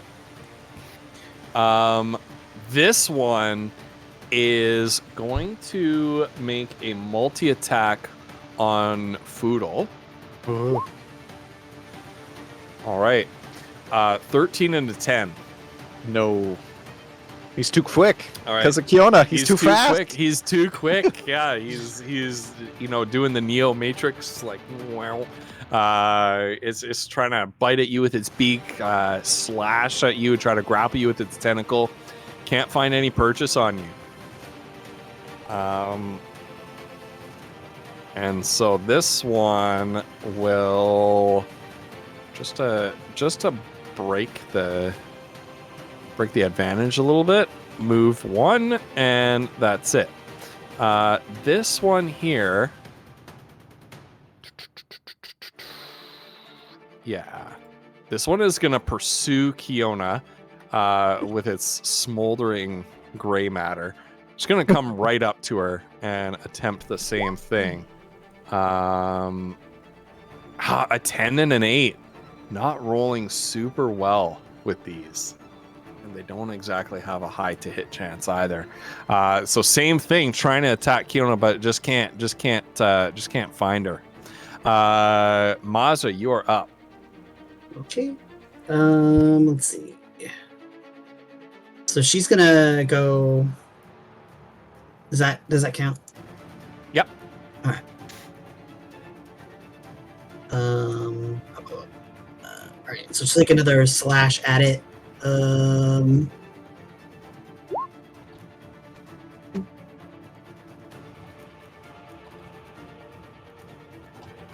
14 will hit.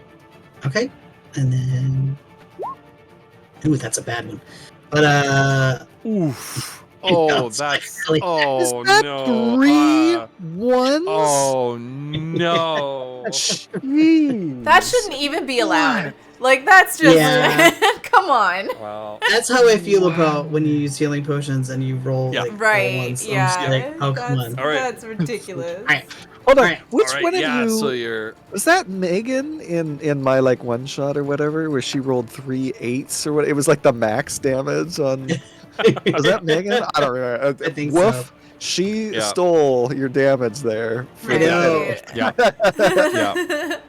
All She'll right. do a. Yeah, so the rapier plunges into the back of this Grell again, and it sort of squirms and shrieks, and the tentacles wrap around the rapier and pull it out and prevents you from sort of jamming it in any further for that sneak attack damage. All right, Okay. And she'll do an offhand bonus. So that's that'll hit. Okay. Yeah, that'll hit. right. 8 damage, and so you pull it away and just slash it across the back. Okay. And then so she moved she was what here? So She moved 5, 10, 2. Yep. 5, 10,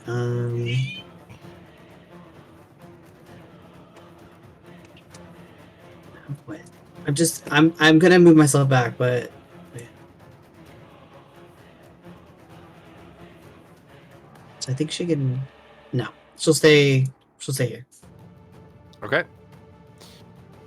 And this second one moves in behind Foodle and attacks with advantage. Oh! Ouch. Crit! Are you All right. kidding me? Tentacles first. Okay.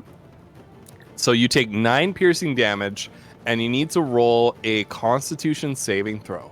Okay. All right. Oh, yeah, I Feeble, kind of you're rolled not in 2 my of them. aura. No. Wait, really? You have to- yeah, no, I am. Oh, you are? Yeah, you have Yeah. to roll. Okay. You have to roll 1 Constitution saving throw because it attacks with its tentacles and its beak, and only the tentacles have this effect. I know, but Foodle's concentrating. Yeah. Okay, so. True. The first one. What do I get to the bonus? If Foodle got You get 10 a plus bonus. 2. You get a bonus to this equal to my charisma modifier, so you get a +3. Oh, okay, so 15 total. Okay, yeah, you save versus the poison. Okay. As you feel the barbs of this thing's tentacles leach some sort of curious secretion into you. But you manage to reach down and fight it off. However, Is it +3? Hold on. Sorry, I need to confirm with. Is it +3, Wolf? Yes. Oh, Here, thank I'll- God. I'll, Because there- Foodle got in a case you need it. 5. And he has Yeah. a +2 to Constitution, which is a plus, and then +3, so that's a 10. So he does barely maintain concentration on. All right. on his mark. All right, got it. Anyway. and also, if you read this tentacle bit, the target is also grappled and restrained. Okay. So you are Grappled grappled and and restrained right now, but you are not poisoned. Okay. And it's got the escape DC right there, so you can make an athletics check to escape on your turn. And then it deals damage with its beak as well.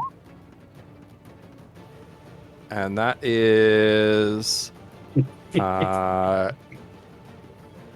we talked about doing crunchy crits, so there's actually 5 plus 8 damage. Okay. So it's 13 damage. Okay. 13 minus 13, and then another con save. Okay, yeah, 16 plus whatever. Good night, Okay. Pug. And now it's actually Foodle's turn.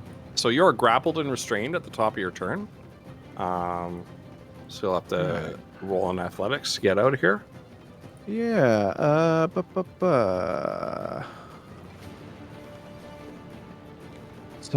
So it gains an additional action on each of its turns. That action can only be used to take the attack, one weapon only, dash, disengage, hide, or use an object. Okay, so he can't use the extra action to try to get out. No, but if you use your regular action to get out, then you can make a follow up with an attack. But yeah, you can't make 2 attempts. Yeah. Right. Okay, and what would the roll be to try to get out? Athletics to break a grapple. Okay.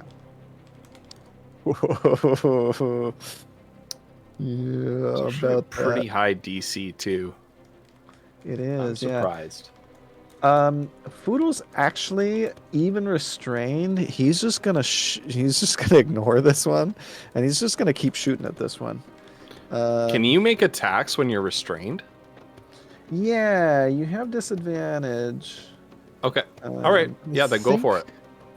Oh, but wait, because unless he does a melee attack, I think it would still be a disadvantage, right? Or how? I don't know how we're doing the ranged attack with the flanking or whatever. Where is this on my sheet? Yeah, Ghost. If he attacked with gimbal shot, would it be a straight roll or disadvantage?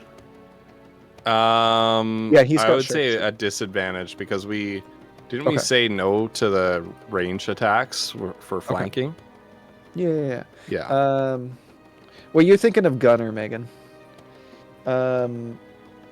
Okay, so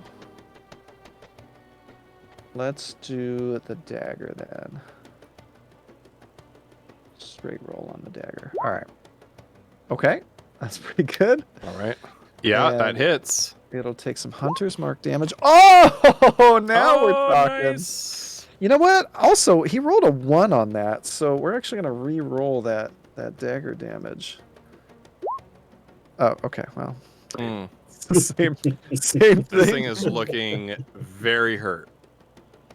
All right. All right. Well, he's going to attack it again because he can. That's a 14 to hit. Yeah. All right. 14 hits. Okay. And as you manage to get an arm free just enough to stab this thing over and over, and you're just stabbing it in the gray matter, it actually sort of flumps down dead onto the ground. Nice. And Fudo's gonna be like, okay, we need help here. He's gonna use his bonus action to transfer Hunter's Mark onto, yeah, this one because it's the one grappling him. And he has one more attack if he wants it. I mean, I think he does. He's just gonna attack at disadvantage. All right.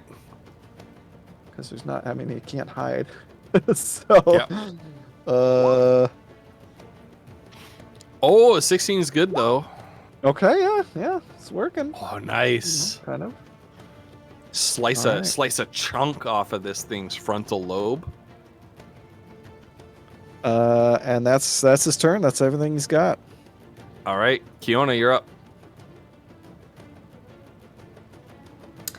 Kiona is going to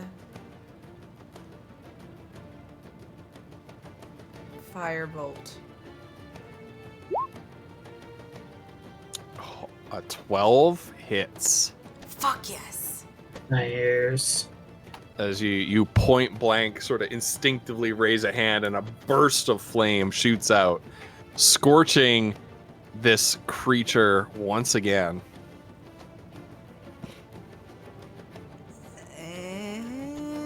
Is your firebolt up to 3d10? Holy. You keep giving us levels, yeah. yo. Yeah. Yeah. That's amazing. I think that's all she's gonna do. I think she's gonna stay here and keep it off of them for a minute because she trusts that Foodle will come to her rescue with a big gun. And I'm trying. At the same I'm time, as you're fire bolting this charging Grell, it opens its beak and splays its tentacles wide and just blasts through the flame that you jetted into its face and just slams into you. It makes an attack with its tentacles and beak. Not at advantage, so it's a 7 with the tentacles to hit, 15 with the beak. I have a 15 armor class with my mage armor right That'll now. hit. Then that'll she hit. will shield. Okay. Yes. Then it does not. Its tentacles can't penetrate through. It can't break through the sort of invisible layer of magic armor that you have around you. So it goes in with the beak for your throat, and its beak just slams into the shield. Not today. All right. She doesn't want Foodle to feel rushed. That's all. She's like, That's fair. Alright.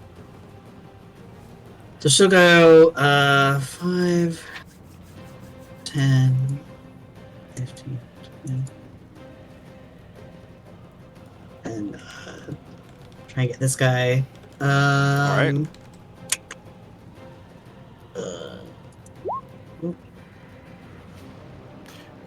That's gonna hit. Okay. Oh, that's Mazra. Better. I shouldn't be deleting HP from you. Please don't. Suddenly, That's you better. take that damage. All right, yeah, that looks like it hurt a lot, and this thing is starting to look like it's gone a few rounds. Okay. So she'll do. It screeches, scree. I can't. Yeah. My voice can't go as high as I want it to. Like. She'll do Oh. offhand. Apologies to headphone users. Good. Offhand Advantage attack. coming in clutch. Nice. Advantage. Yeah, that hits. Okay. It looks very hurt as you plunge that rapier in again and again. Anything else? I believe that's it for you. How does it look like really hurt or like? It looks very hurt. Yeah. Am I allowed to smite on this, or have I already used my? I guess I can do it anyway. This Does is smite offhand, though. require a bonus action? It doesn't matter if it's offhand or not. It's- Yeah. So then you're fine. It's just a spell slot, right? All right. Yes. It's Yeah. a spell slot. Okay. Yep. So. Thank you. Yep. Which is 2d8. Okay. 2d8. Okay. Decent. Oh, damn. Okay. You stab into this, and there's like, you call on the power of your ancestral spirits of fire, and you hear this like in the blade, and there's a burst of flame. Foodle, you see as it opens its mouth to bite you, and you're kind of like, as this massive beak is about to rip your face off. All of a sudden, there's just this puff of smoke, and then flame that nearly burns your eyebrows off. And this Grell, just the tentacle loosens, drops you to the floor, and the big floating brain splats right at your feet, still and lifeless. Mazra, that was incredible. Poodle, you taught me a very important lesson. HP is also a resource.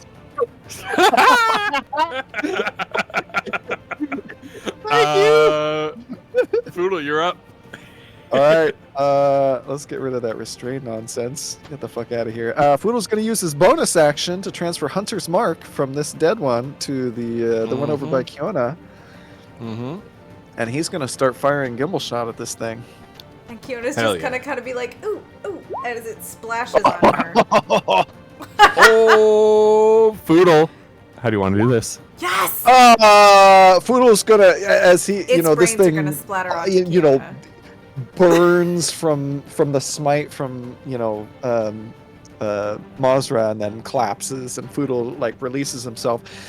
He sort of thanks Mazra. Without looking, he grabs gimbal shot out of the air as it's been reloading and just turns and fires, and this thing explodes on the wall over. Oh wait, is this a wall? I don't know. Over wherever the wall is. Yeah. Okay.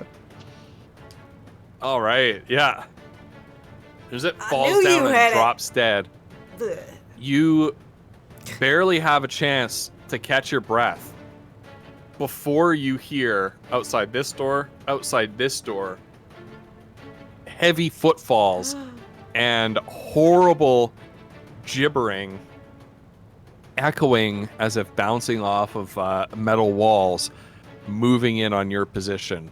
And it sounds like there are a lot of them. Oh my god. Down at the other end of the room, this door swishes open. The one that War Priest Gilbrand had been dragged through. And Kiona, your passenger says, hurry, go through there. I don't know why, but it wants us to go through there. Follow let's me, go. guys. Okay. And she'll run. All right, I forgot. All right. Foodle can't hear that. Okay. Ghost. As at any, you...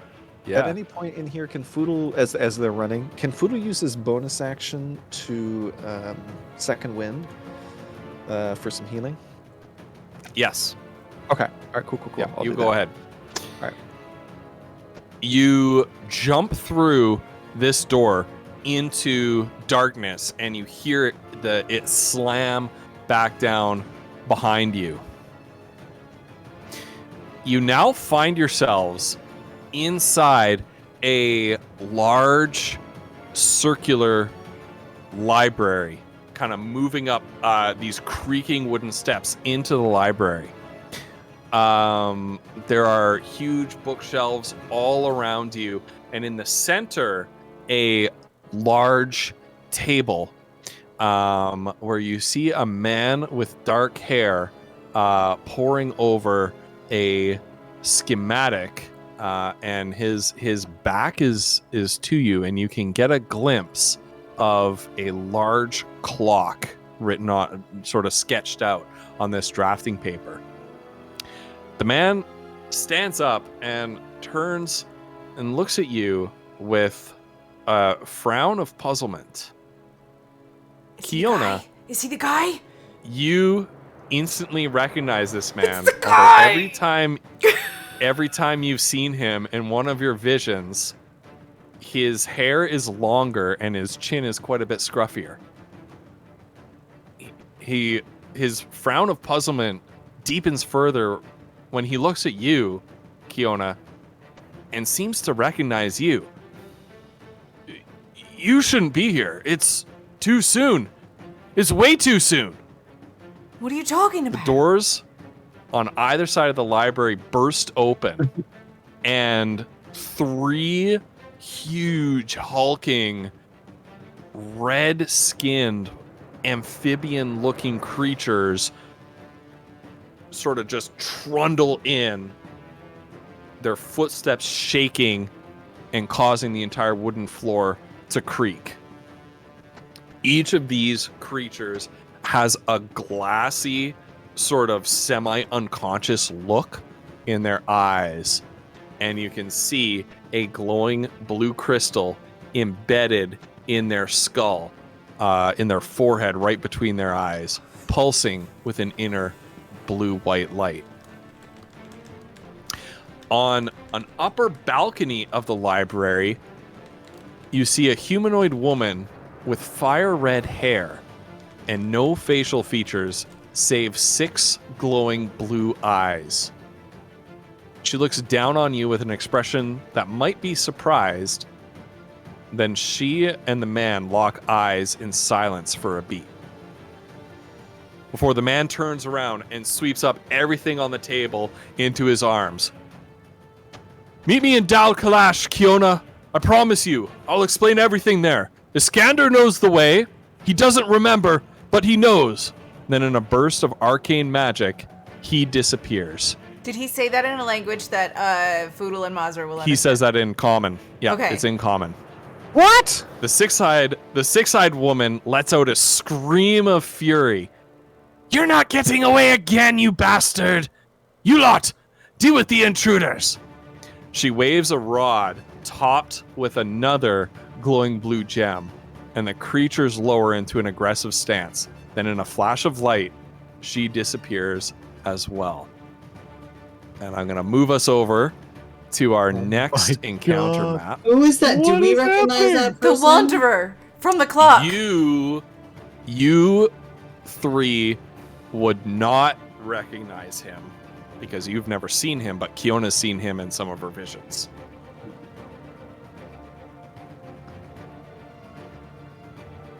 He's the old And man Kiona, with yeah, the you Skander, do right? recognize that he's the man who built the clock. Right, and well, he is had the alleged to have schematic built the that clock was in the right rift. there Yeah. in front of him, literally. It's sitting. Well, it was sitting right here on the table, but he grabbed it and bamfed out of right, there. right. Initiative, if you Oh, please, shit. friends. Okay. All right, here's Swoodle's fake initiative. Just get him on there. Is that the same thing I rolled last Oh, time? son of a bitch. This time Kiona has lots of things in her head. Okay, that's not bad. Yeah, it makes sense that Kiona's a little distracted. All right, and then initiative for these creatures. Okay. Do you guys see those initiative rolls in the chat? No, you don't. I'm just curious. I Oh. don't see him, though. No. What? Okay. All right. Oh. Keep your secrets then. Oh my god, I will. Swoodle's got I a will keep 20. my secrets. Just so you know. All right. Foodle's got a 20. Okay. What is Foodle's dexterity score? That's what I just said. Oh, a 20 in dexterity. Okay. Yeah. I was looking at your initiative and it was Sorry. 20. Yeah, So, sorry. That's Foodle, confusing. you're up. You're up first. Ah! Oh, okay. Why is Foodle always up first? Okay, which one's going first? Are you still hasted? I Yes, don't know. the That's round up to counter James. is on 3. Unless, how many rounds would that have taken? That whole little... No. No? No, don't worry about it. Don't worry about it. Keep your haste. Keep your haste. Oh, thank Okay. God. Ooh. Okay. Sorry, I'm just refreshing my memory on what my abilities are here. Target is large or smaller. Okay. These are large. Yeah. So it will affect them. So that's good. Ghost, do they appear to be holding any weapons, or is it more like their claws and whatever they're? They've got these Wolverine claws, 2 instead of 3, growing out of the back of their hands, Okay. and that's the only armament they have. Gotcha. Yeah, the reason I ask is Foodle has something called Disarming's attack, but that would not apply here. No. Has to No. be something you're holding. Okay. Yeah. Okay. Hmm.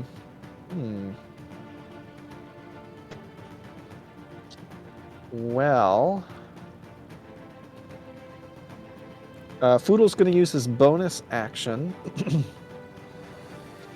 to. Okay, this may seem strange, you guys, but I think Yeah, hopefully it'll make sense. Foodle's gonna Hunter's Mark this one. He's gonna transfer Hunter's Mark from the previous dead thing onto this one. And he is going to fire at it. Is he gonna use sharpshooter? I think he should. We're gonna try it. Okay, that's pretty good. 17 hits. Okay, he is going to use a superiority die. I need this thing to make a strength saving throw. Foodle's trying to clip it in the leg. He's trying to do a trip attack, so strength saving throw. Oh, it rolled a 9. Oh, okay, so it's Oh, prone. you're lucky. Okay. It literally. Oh. Okay. It is prone. 5, 10, 15, 20. As the shot rings out and pierces through its shin, and it just buckles and tumbles to the floor, spilling Okay. books everywhere. It was sort of perched on top of this bookshelf, ready to spring at you, and you just completely undercut it. All right. Foodle, with haste from Kiona, runs all the way over because he's got double movement. And an attack roll against a creature that is prone has advantage if the attacker is within 5 feet of the creature. And it doesn't specify melee; it just says an attack. And Foodle does not. We've had that discussion before. Yes.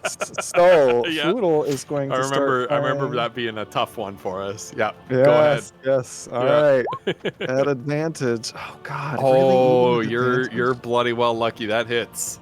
That hits. Oh my That God. hits. And we're gonna re-roll the damage on that because that is the minimum damage. Oh, also Ghost, I forgot. So on the first hit, Hunter's Mark and Advanced Musket Shot. Okay. Now that he's right next to it, he's gonna switch to regular shot. So Okay. And so how many damage from that shot? So the first shot was 18, 19, 20, 21. And then the second Yeah, I got shot... the first shot done. Oh, sorry. Okay, you're talking about the Yep. second one. That's my bad. Okay, so we're Yep. re-rolling Yep. that. So it's 21. Okay, 20. And then Plus the for one from Foodle's- Hunter's Mark I got. Yep. Okay. So Foodle's hasted action. I mean, he's just gonna freaking shoot the... Oh! Jesus Christ. Jesus. There it is! My God. That's what My I'm God. talking about. Okay. Foodle, how do you want to do this? There's no way. Do you have any idea how much damage you just did in a turn? You frick. Oh my I don't know. Oh my God. I don't know. Oh But my let's God. let's just do Colossus Slayer and what is it? Because this is his last attack, and Hunter's Mark, right? Because we do those twice. Yeah, Why not? yeah, There we yeah. go. Yeah. Anyway. All right. Remember so- crunchy crits, so that second attack is Max damage, is baby! actually full damage. That's fucking. So instead of a 3 plus a 2 on 2d10, it's a 20. So it's 19 plus 20. Frick me. Shit. 39 damage on that crit. Also, Ghost, 39 because he damage has on the that hit, yeah. piercer feat. Hold on, there's actually, you're gonna love There's this. more. So the other thing about the piercer is if you score a critical hit, you can roll 1 additional damage die when determining the extra damage. So it would be a D10. Sure. Oh yeah. Anyway, Go ahead. not that it matters because Go it's ahead. dead. Foodle just Yeah. jumps on top No, of this roll thing. it. Roll it point anyway. blank in Damn its you, face. Collie All Flux. right, Roll it anyway. slash R Oh my God. 1d10. Who do you think I am? Who do you think I am? So yeah, Foodle, he he rushes over to this thing and he's just firing into it. Die! And he's just There's just Foodle standing over like boom, boom, boom, just blood all over his face. Kiona and Maz are like watching in horror. Like, what? No. Maz was like, people think she's the dangerous one in the party, but no. It's Foodle.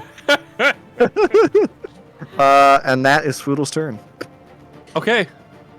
I love If That these was things ridiculous. are like disturbed by what they saw, they give no indication. They're single-minded in their pursuit of you.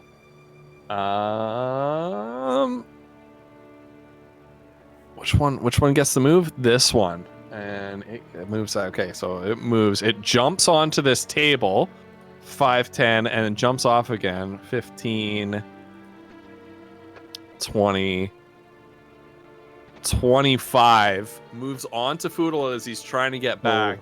Oh, it and saw what Foodle did and it's sweeps. walking up, huh? All right. Sweeps with this claw to try to cut him off from his allies. And in fact, it has enough space to go one more. So it's going to go one more and kind of pin him between himself and the table and then the stairs on this side here. I'm not stuck in here with you. You're stuck in here with me. Mazra, get him! It does not respond. Oh. Instead, it attacks Foodle with 3 attacks. Jeez, all 3 He's just are dodging gonna and weaving. miss. Thank you, Kiona. Nice.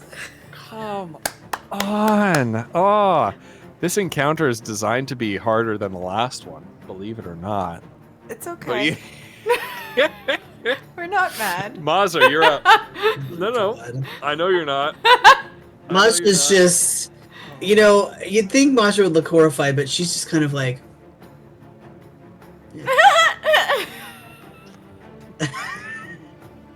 seems about right. So she'll go 5. So where's, would it be here?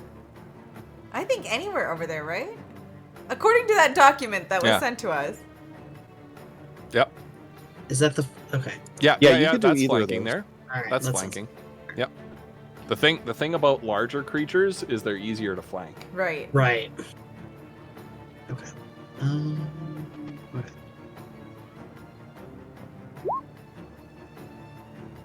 Nice. Sort Is of. that a hit? Yeah, we know because a 14 hit from Poodle. So. Oh, okay, okay. Ooh. Nice. That's a good roll. We'll do offhand as well. I'll guess there. There she's looking at. Okay. Yeah, whatever. Yeah. Sorry. Okay. So that is a hit with a 17. So that's That deals what, 17 damage? yeah, but this is Okay. And then the offhand attack also hits.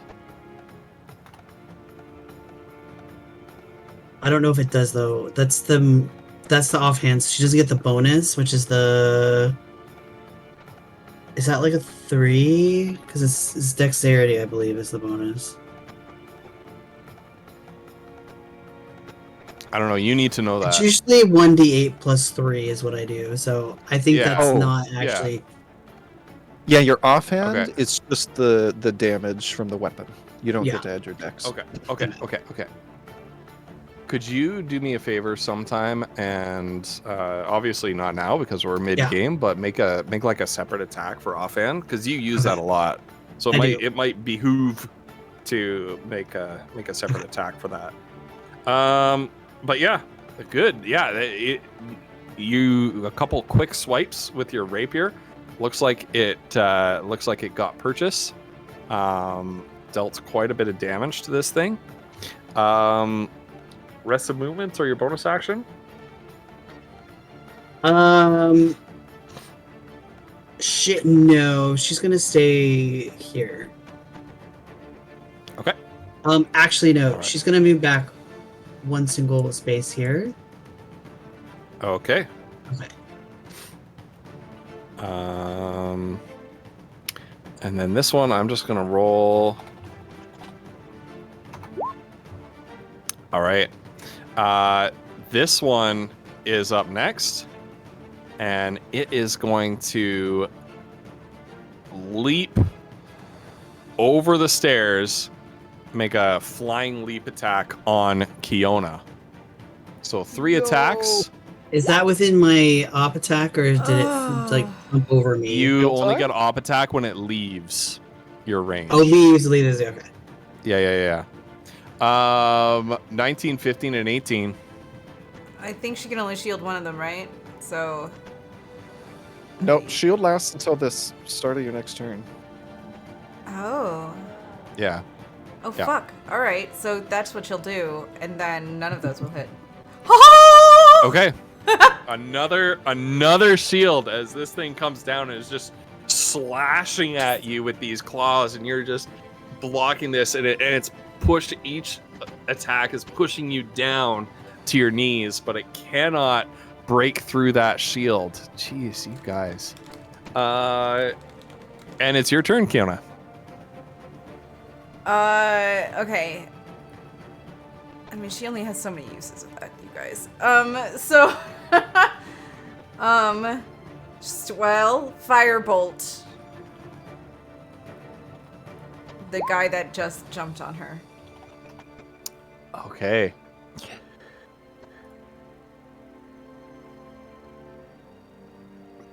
Yep, that's a hit. That's 14. I don't- The Well, hold on, but Oh. okay, I hate to be this person, and Kiona would certainly know this. Yes. Yeah, you're right. Sorry. It's a ranged attack, so 6. Oh, so I'm not allowed. Wait. well, no, you can. It's just a Yeah. disadvantage, and Kiona would Is it? know that. Did we do that? we didn't. Yeah. No, we didn't. No, we didn't say that with spells. Oh, with spells, it's fine. I Ignore me. I thought Nice. that was You're on our it, you're on it. ruling Yeah. there. Okay. Oh, Yep. thank goodness. Okay. That was a And 6. but so. as your fire lashes out and scorches the thick amphibian skin of this creature, it doesn't look particularly harmed by it. It didn't deal as much damage as you'd hoped. Kiona will grunt and then growl at it. And that's her turn. Wait, Wait, does what? Kiona have anything for that? For fire resistance? Oh, she's got fire resist. But she'll just have to change the type of spell next time. She's got the meta magic for it. Yeah. Okay. Foodle. I thought maybe you had a feat that like you ignored fire resistance or something, but I don't know. Anyway. Oh, I don't think does it? I don't know. I mean, Oh my if it God. is, it would be part of your 1s or 2s on your fire spells. But yeah, I don't know. Elemental adept.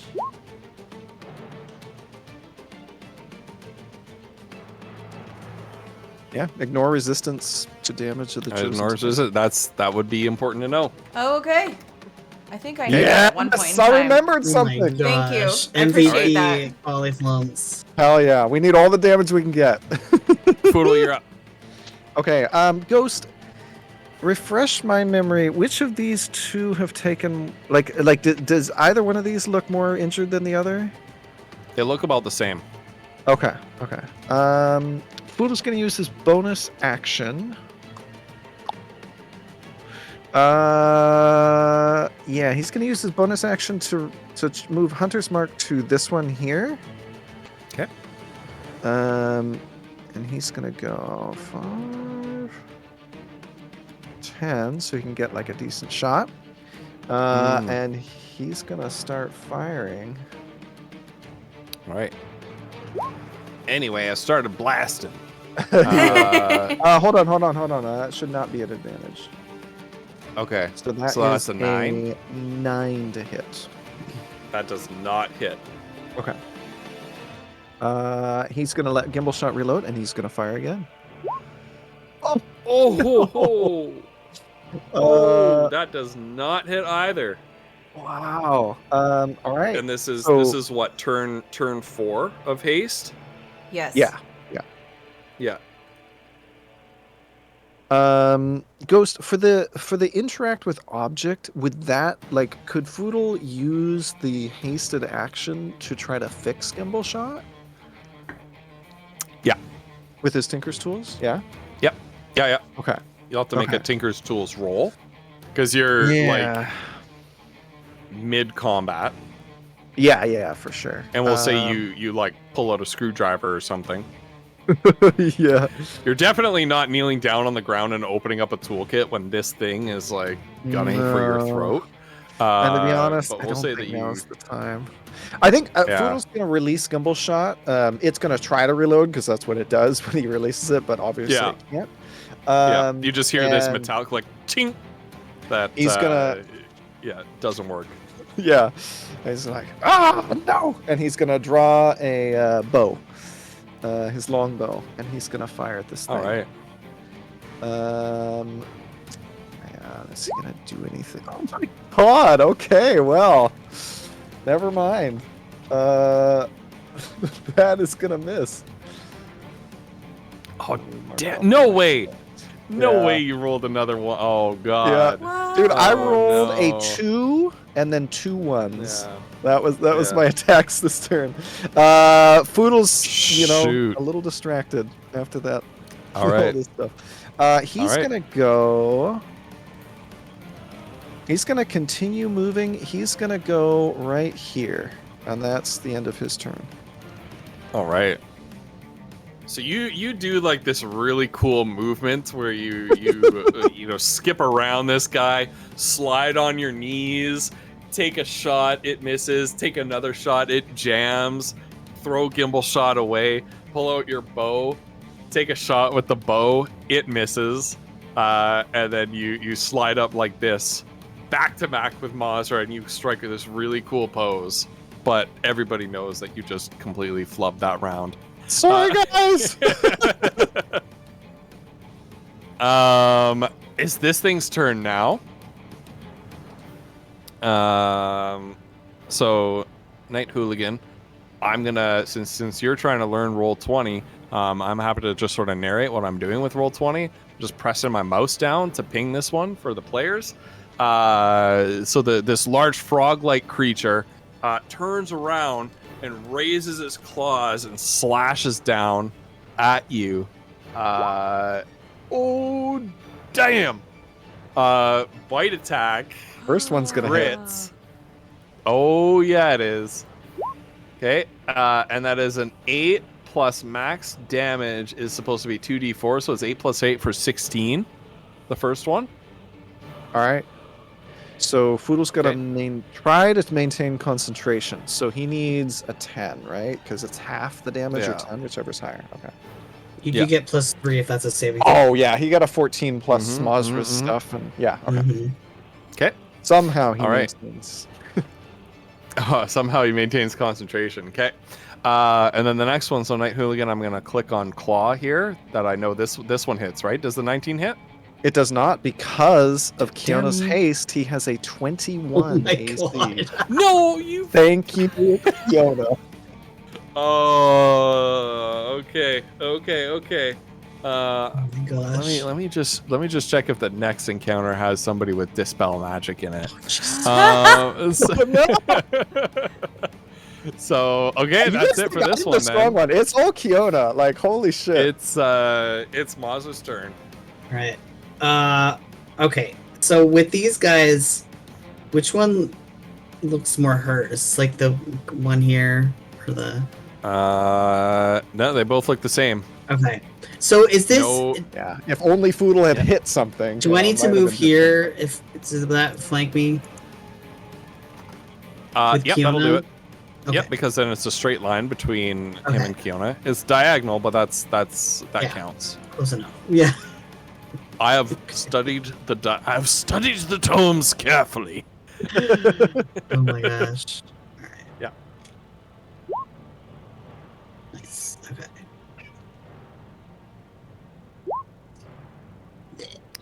Oh no! Well, the 18 hits. Okay. And then I did add quickly. I added it offhand, so Well, I think the 20 this- the 20 hits. Oh wait, it But- undid itself. Yeah. What the heck, man? Okay. No. Okay, I think I did this right. All right, let's see if this works. Okay. Let's find out. Ooh, The damage is I think right. so. Yeah. And you still Okay. get your +7 to hit, so yeah, you got it. Nice. Okay. Yep. Okay. All right. Yep. All right. And then Yeah. So two quick attacks in rapid succession. Okay, and then she's gonna just. I know she moved, but she's gonna slip here again, just so that everyone's in her little bubble. So Yeah. Okay. And then it is the turn of the frog creature that just attacked. And it is... It's going to whirl around and attack Mazra. So 3 attacks, a 16, a 20, and a 19. the 16 won't, but the other 2 will. Okay.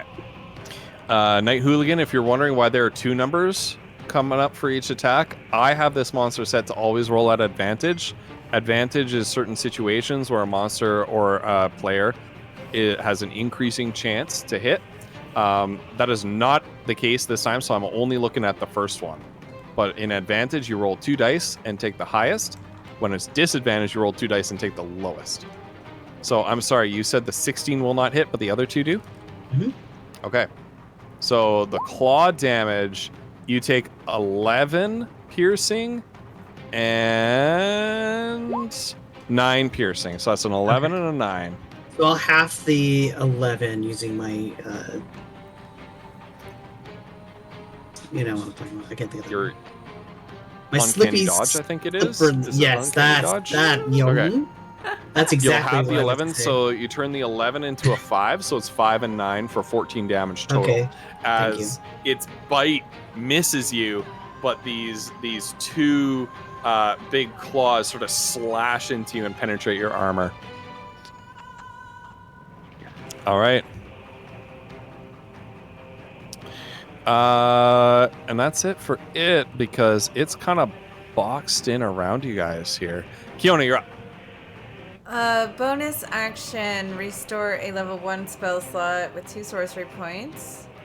And then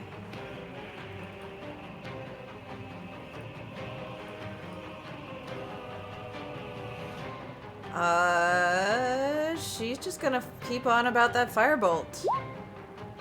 Ooh. 14 hits. Oh, really? Yes. Yeah, these things are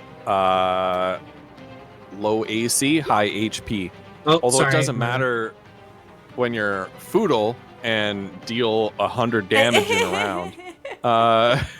Unless you roll a 2 and 2 ones. Oh god. True.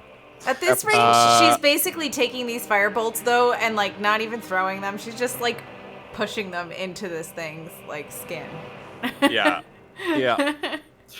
And it is unrelenting. The scorching arcane fire burns it very badly, but it is unrelenting in its attack. Is that it for you? Any movement? No, she doesn't want to take the I suppose that's attack. the only thing you have left is Yeah. movement. Yeah. Okay. Foodle. Ooh, okay. I mean, Poodle's got Hunter's Mark on this one. He's gonna move here, so he gets a clean line of sight, and he's gonna start firing more arrows at this thing. Here we go. Oh, oh, there we go. Oh, that did it. Which one was that on? The one with Hunter's Mark, Hunter's obviously. Mark. Yeah, and then Okay. Colossus Slayer. Oh, frick's sake! All right. And then he's gonna fire another arrow straight into that same one. Is that what Ooh, Cauliflum yeah. said? It's not funny. How dare you? 11 doesn't hit. They're not Yeah, that low AC. No, I know.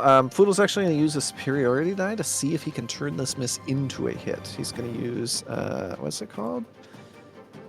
Precision attack. So this damage is not added. Oh, it goes on to the 2 hit.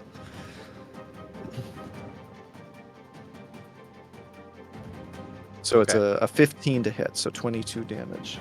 Well, hold on. A 15. Hunter's Mark. Okay. It hits, and this time you fire an arrow into one of its eyes, and as the force pushes its head, snaps its head back.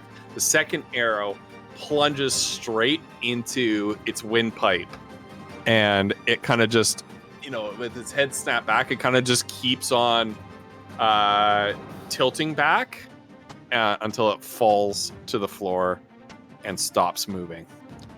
Nice. All right, one more to go. Foodle's gonna move here. Is he?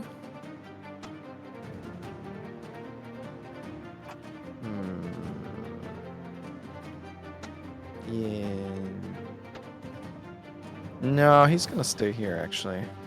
And he's going to use his last attack action. He's going to try to do the same thing. He's going to use his bonus action to transfer the Hunter's Mark onto this one. And he's going to say, "You're next!" And he's going to fire an arrow straight into this thing's face. Yep. Ideally. We'll see. Oh, okay. Another 11. So you rolled 11 for Night Hooligan here. Rolled an 11 to hit. It did not meet the monster's armor class, so although that would have been a juicy 21 damage, the attack misses. So this time the bow just sort of sails wide as you turn around, take aim to fire, and it just kind of knocks the bow out of the way. And the arrow kind of just harmlessly and clatters against the wall. And then it leans in with its claws and tries to catch you with a cross swipe of its claws and bite you. One of those is gonna hit. 22 will hit. You squirrely little. That'll hit for a whole 8 piercing damage. Ah! Oof. Hey now. I mean, You're a rock star. that's more than 10% of his HP. Yeah, I was gonna say that's a chunk of. Yeah. That's Yeah. just not nothing. So Foodle got an 8 Yeah. plus 2 plus what monster stuff. So yeah, he's still concentrating. Still concentrating. Did you use your bonus action to transfer Hunter's Mark? Yes. Yeah. I may have just missed it. I'm pretty sure I heard it. Mazra, it's your turn. Okay.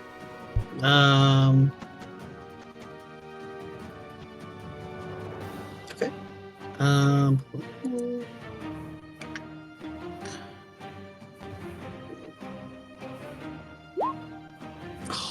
yes. That's beautiful. Oh, dang! All right, Night Hooligan. That. But you're not really flanking, I'm afraid. Oh, I'm not? No, you need to be here or here to flank. With Foodle? Yes. Yeah. Weird. Yeah, I, you mean, gotta be I on can the- you move. can. I can move there. Yeah, you got the movement. But if you don't want to Yeah, count it, that's okay because I moved first. Yeah. But, No. If you have the movement, you can do it. so I was here, right? Or was I here? You were here. You were here. Okay. So 5. Yeah.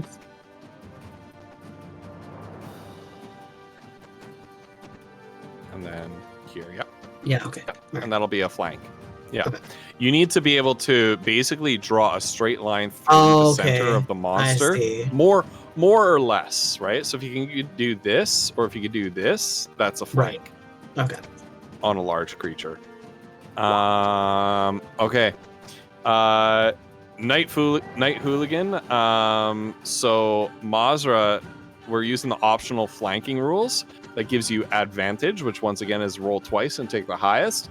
Mazra rolled twice. This green number means that on her 20-sided die, she rolled a natural 20, which means it's 20, the 20 on the die plus her plus 7 to attack. That means it's a crit, right? And so she rolled a pretty piddling 1 damage on the first die. But we're using the optional crunchy crits rule, so she maxes out the second die. So that is actually 4 plus 8 for 12. I'm sure that explanation made no sense and is a million different mechanics all at once. She also rolls sneak attack twice. Well, technically she rolls Yes. it once and then maximizes it, right? Yeah. Yes. Okay, so sneak attack is what? 3. Well, you rolled it once. You didn't I need to did. roll it again. Oh, sorry. Okay, remember that. So that's 7 for the sneak attack. And then what do you get for sneak attack? Because Mazra is a rogue, she gets like It's sneak attack 3d6 damage? right now. Yeah. It is 3d6, which is 6 times 3 is 18. Plus that extra That's- 2 because she had savage attacks. If this Oh, thing's that's right, not for dead, your being a this half is a orc. really It good is time Yeah. to smite. it is not dead. Okay. It's looking like it has a fair amount of fight left in it. It is not dead. Because yeah, if you smite, you get to do the same thing Right. because it's all part of the same attack. Okay. Well, let's try that and see what happens. Although it is fire damage, though, we've already seen that this thing doesn't take a lot of fire damage. We'll try it though. Yeah, that's right. We house ruled your smite to be fire damage instead Right. of radiant. Yeah. So she'll which smite it. is- Okay. So that's the. So there's that, and then if she does it again, Okay. Yeah. So that is okay. Yeah, this thing is starting to look quite hurt. Yeah. And Kiona, it is your turn. She's gonna keep up with the fire bolts right now. I think she's feeling good about them. They're not costing her anything. Oh, that didn't work out. Never mind. Cool. Yeah, that does not hit. +8, and you. Oh damn. Right. What is that? Okay.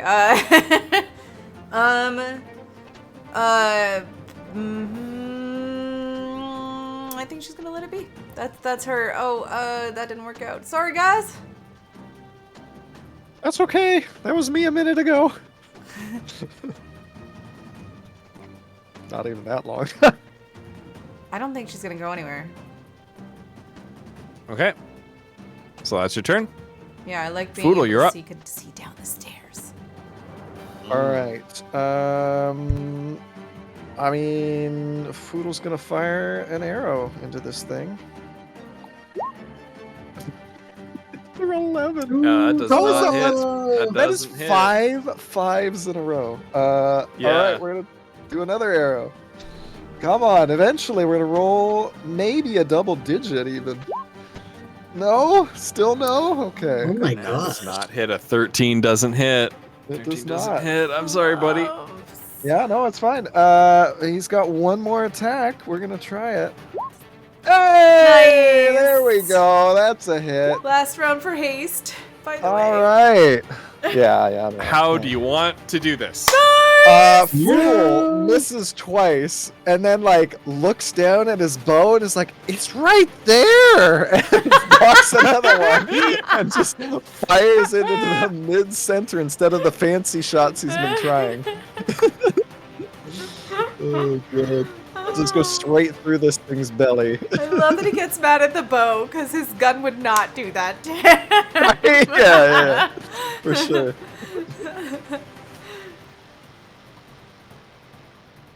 Oh my gosh. Excellent. And the last creature falls dead to the ground. You hear downstairs the sound of a door being wrenched open and that same familiar echoing gibbering and footsteps charging up the stairs. No, I need to investigate this room. Hold on. Foodle collapses. I put Oh, no. something. Where did I put this? Foodle collapses. Yeah, when haste. Oh yeah, ends- because you're. Ooh, yeah. Oh. Well, at least it died first. yeah. How do we? Thank Is the there a way gods. to help you through that, or is that just a round that you're out? Well, it's one round, yeah. Where Okay. he I want to read. Can you Well, post? can we pick haste him one up, though? time? I've like lost it. I'm sorry. We Can you like post haste. pick Oh, Foodle yeah. up though. Sorry. Oh yeah. All right. Because what I need to know is if Foodle loses concentration. When the spell ends, the target can't move or take actions. Okay, no. So he can maintain concentration. Okay, I just didn't know if he maintain went like con. unconscious or something. Yeah. Yeah. Oh, but I'm no longer concentrating. Yeah. Dang, I cannot believe Kyoto lasted that whole time. That was sick. Those shields, oh my god. That Yeah, was but- that was nice. The limited amounts of those, you guys. Yeah. Ooh. But yeah, so for a round, Foodle's just out. Also, Foodle is sort of, he's kind of bleeding from Yeah. several wounds. Mm-hmm. Right. Well, are we still in initiative or are we out of initiative? You are out of initiative, but as your Kiona, your voice inside says, "Upstairs, quick! We need to get higher in the tower." I guess we're going up, you guys. And she'll like grab Foodle on her way by and try to get him like over to Mazra to help him get up the stairs. Yeah, she'll just like pick him up and potato sack him if she needs him. Yeah. Ghost, after Yeah. the wave of lethargy, does Foodle, as they're, he's being carried up the stairs, can he drink a potion of healing? Yes. Oh, thank God. Okay. Yeah. And that's 2d4 plus 4? Oh, God. And then Kiona, Mazra sort of potato sacks Foodle, dragging him, carrying him up the stairs here into the next area. And as you're following behind, you suddenly have a vroom, and you just stop as your passenger stops you. Wait, this book. She'll try to grab it. All right, and you grab the book and head up the stairs. Yep. As they're sorry. Go ahead. Sorry, just adding it to my inventory. No, you're fine. As they're running up the stairs, can Mazra, since Mazra's already touching Foodle, can she lay on her hands on him? Well, why don't you wait? Okay. Because in the next area, you at the top of the stairs, you expect to find a door, but instead there is a velvet curtain. And as you sort of throw aside the curtain and stumble into the next area, you find yourselves in what looks like a theater. And there are all sorts of like shadow sort of silhouetted figures seated in all of the seats watching a stage show, sort of a pantomime stage show that is being played out on a stage. Your stumbling attracts the attention of one of the seated spectators, and they, without turning, just go, "Shh! Quiet!"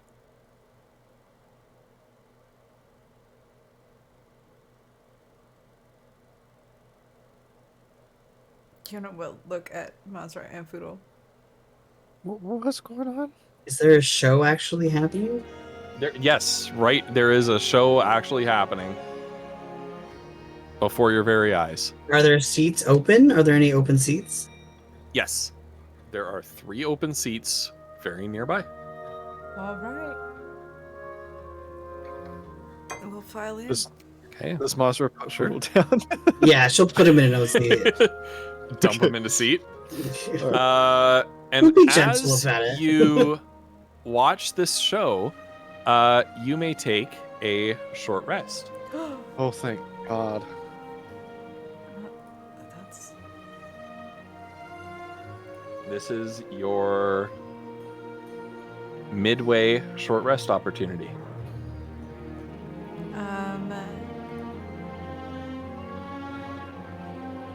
No, I'm gonna leave it. I think I'm gonna leave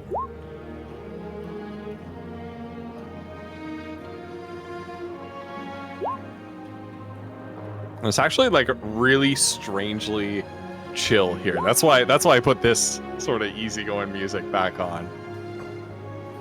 You find a place of respite. Now, as you watch the show, the actors are kind of they're silent. It's sort of a pantomime. It's a silent show, and the actors are acting in very exaggerated ways, occasionally pausing to make a tableau on the stage of some sort of pitched and epic battle between a plucky group of heroes and some world-shaking, epic, mythical horror that they're struggling against. And there is a silhouetted form at the front of the stage, sort of standing like this and narrating what's happening, almost like a Greek chorus, but just one person. I don't forget what that's called. The prologue. No, that's not the prologue. The prologue tells you what you're going to see in the play before the play starts. But is a narrator sort of narrating what is happening on the stage, and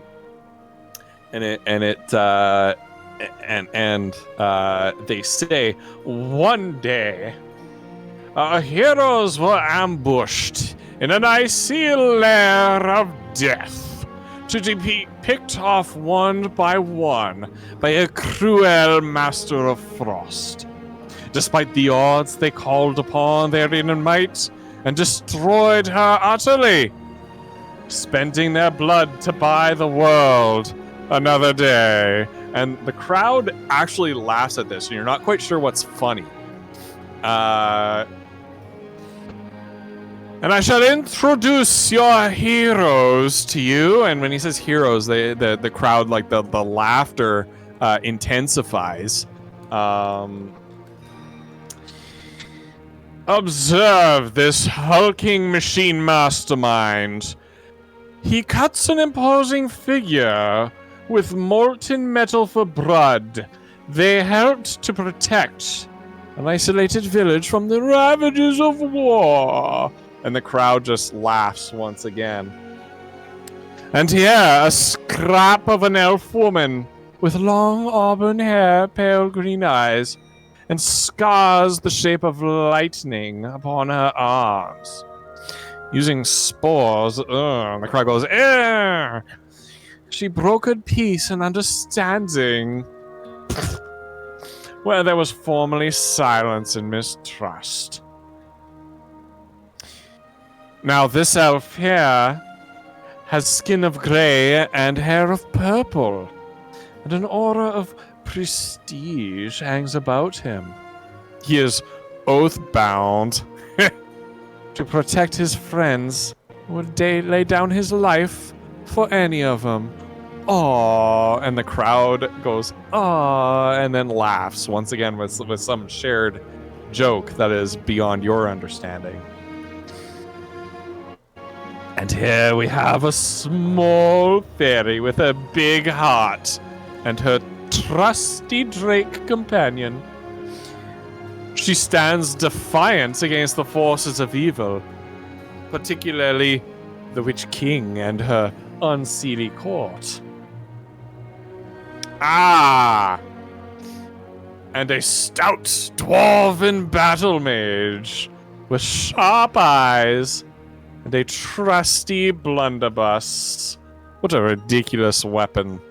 And someone from the crowd goes, "Guns suck!" Yes, indeed. His mastery of fire has been the undoing of many unrelenting foes. And I predict that one day may be his own undoing. Ah, now, our final hero. With his mighty great axe, this white-haired bear folk can flash from fungal tranquility to unbridled rage in an instant. His savagery is reserved only for the foulest of threats. Now observe as they fight to vanquish this evil which threatens the world. leaving more for us. And the crowd all begin to laugh at this show that you see happening before you. Oodle whispers to Mazra and Kiona, "Guns don't suck." And when you say this, Oh no. Oh no. you hear a chorus of shh, shh, shh, shh, shut up, shh, all around you. And the silhouetted heads that are focused on watching the stage turn to look at you, and all the people in the seats turn to look at you, and you see each of them has 6 Nope. glowing eyes. And Kiona, you feel the hum of your passenger inside you and say, time to go, I think. And she'll start to get up and try to leave. All right. And the eyes just watch you as you go, silently judging your, first of all, rudeness in a theater, and second of all, your lack of a sense of humor, because this play is hilarious. Why aren't you laughing? Mm-hmm. Oh, Woof, you're muted. But we see that. We don't. You don't need to be unmuted. You know what for Masha that. did. Yeah. Oh my god. Special Ghost- thanks to Pugworth for writing that for me. Oh my Fantastic. god, that's amazing. Pug, that's so cool. Ghost, could Foodle have worked, as, you know, after he patched himself up, of course, could he work on Gimbal Shot as well? Yes. Okay.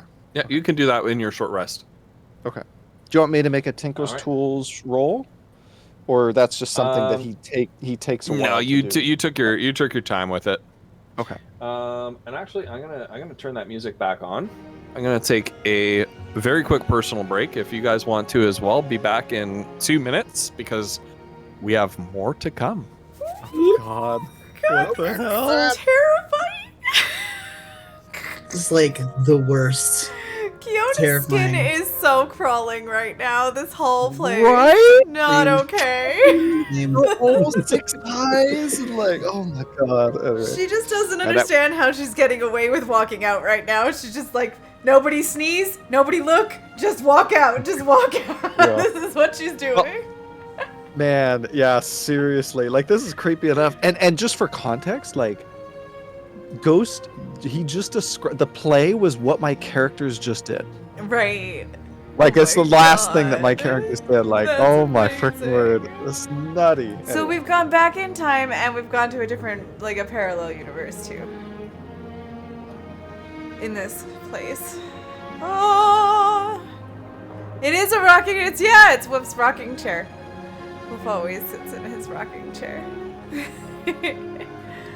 Pug is taking a sleep. Hopefully he can watch the VOD and see, cause it was so epic. It's a prophecy. Well, I don't know. I have no authority on this as a player, but we have encountered parallel groups during holiday specials and things like that, and I feel like there's gotta be one. Can there be a crossover, Flumps, with your group? I don't know if Flumps can hear us. I think he can. I can hear you, and yes, Ghost and I have worked it out. Yes. Our campaigns take place in the same universe. Right, I remember you saying that, and they're like before us. Yeah. Or wait. Yes. Yeah. Yes. Yeah. So, this is the first time. That We've we've never heard heard of about them. anything. Yeah. Yeah. Which is Amazing. crazy. Be right back. It's Oh my it takes place on the same world on a different continent at a different point in history. And of course, conveniently, because this world goes through many cycles of like destruction and rebirth and apocalypse and things like that, histories get lost. So Collie and I don't need to worry too much about things lining up properly.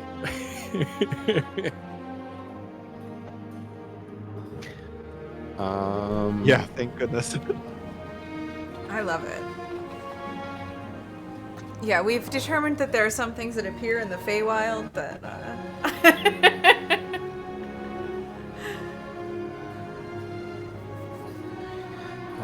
Flutter, I think I'm a mod on your channel, so I can post You should be able to. link, right? Yep.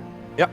So, the Night Hooligan, that is a brief video on how to play this edition of Dungeons & Dragons by Mark Humes, who is the Dungeon Master of Europe's #1 D&D live stream, Fancy. High Rollers. So he takes he made a little video that is basically the basics of how to play, and that's quite a good one. I run a D&D club at the high school where I teach, and that's the video I use to introduce students to D&D and how to play it. Are we all back? Cauliflumps, are you there? Nope, that's okay. I am now. I'm good. Excellent. Welcome back. Okay. Next. Let's get some good music here. Uh-oh. I love Go back this to the stuff. other music. No. This is a good. No. It's not gonna help you. No.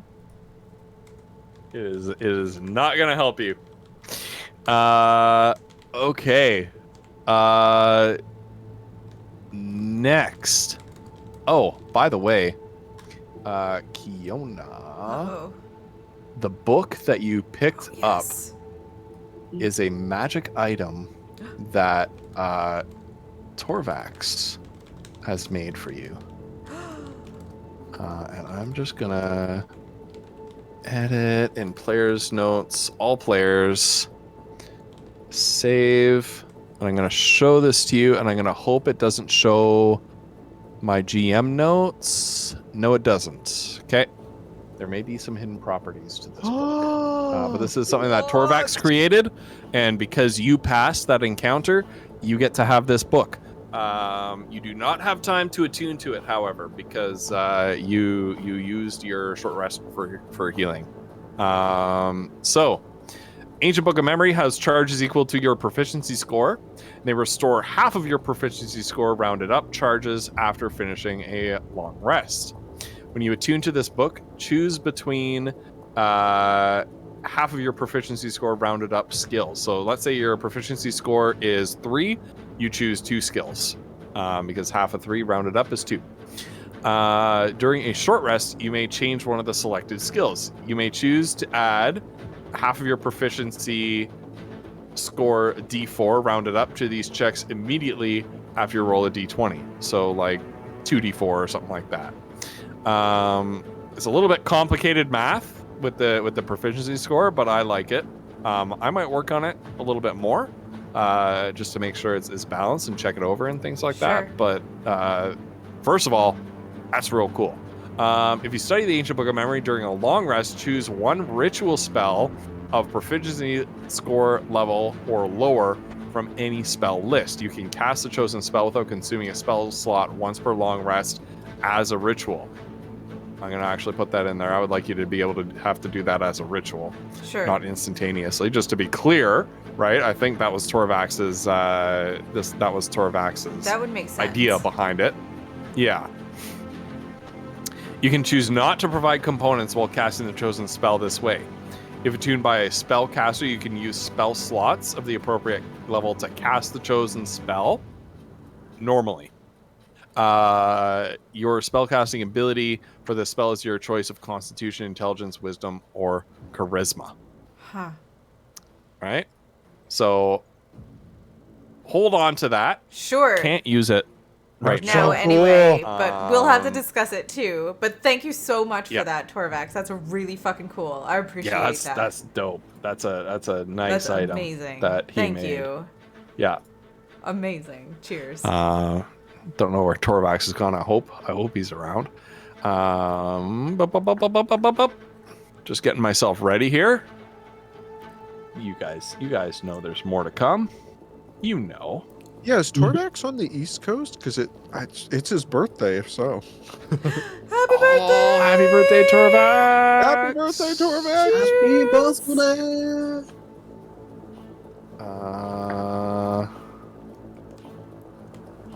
Where is...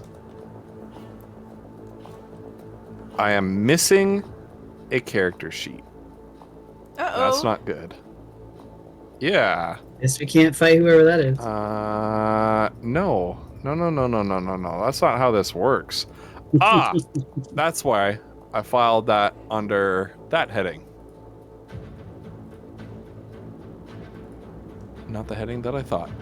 Okay. Okay. All right. You leave the theater in a rush before these creatures decide to stand out of their seat and chase you. You throw aside a curtain on the other side of the viewing gallery and find a plain wooden door. Throwing that door open, you stumble through the darkened doorway and you stumble into the streets of a burning city. It's nighttime, but the fires are burning so bright all around you that it's practically daylight. The whole city has gone mad. You hear the sounds of screaming and violence echoing between buildings. A woman in the distance shrieks, "Gary! Gary, where are you?" Oh no. A man in orange robes stands before you in the street. Back to you and arms held wide as he marvels at a constellation of 6 balefully glowing stars in the sky. Ah, there you are. He turns to reveal a face beneath a drawn-up hood with a cruel smirk and 6 luminous eyes. They told me the rebels would come this way. With a wave of his hand and an uttered command word in a strange arcane language that you don't know, a circle. Well, Kiona knows, but you don't understand what was said. A circle of magic extends out from his feet. No.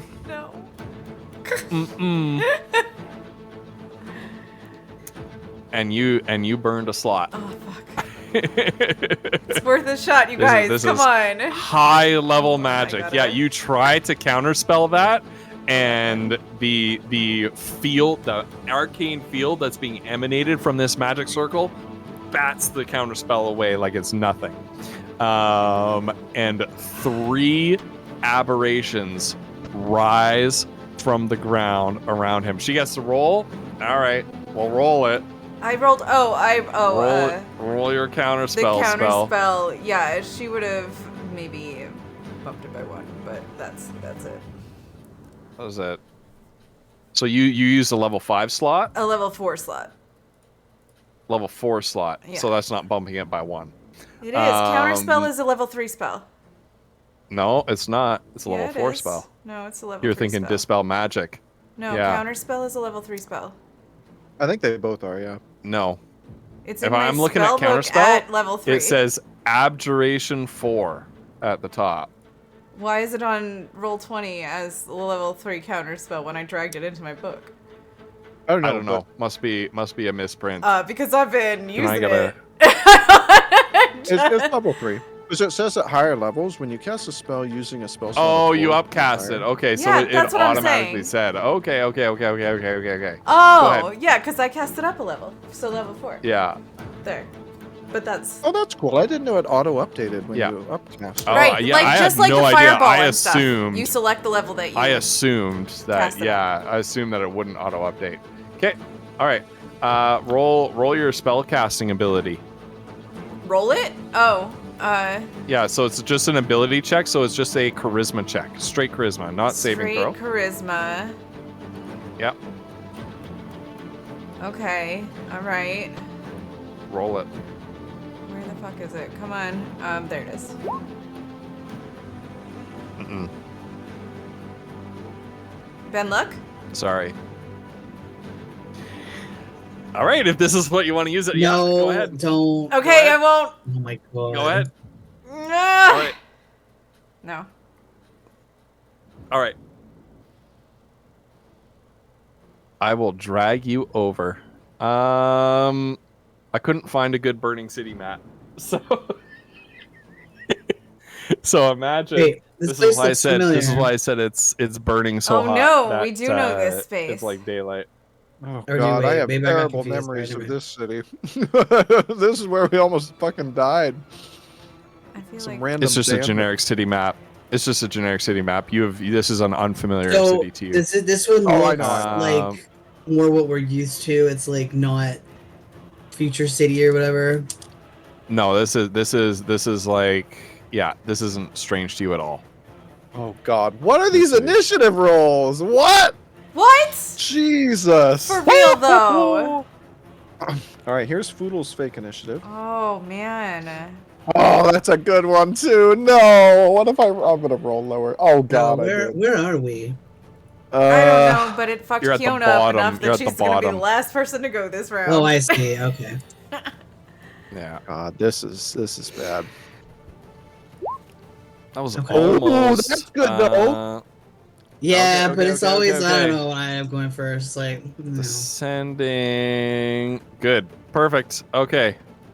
I like Mazza, you're that. first. No. Nobody likes to go first. No.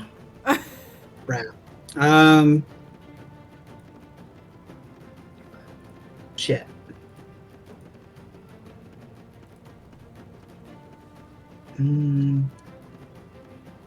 All right. I guess.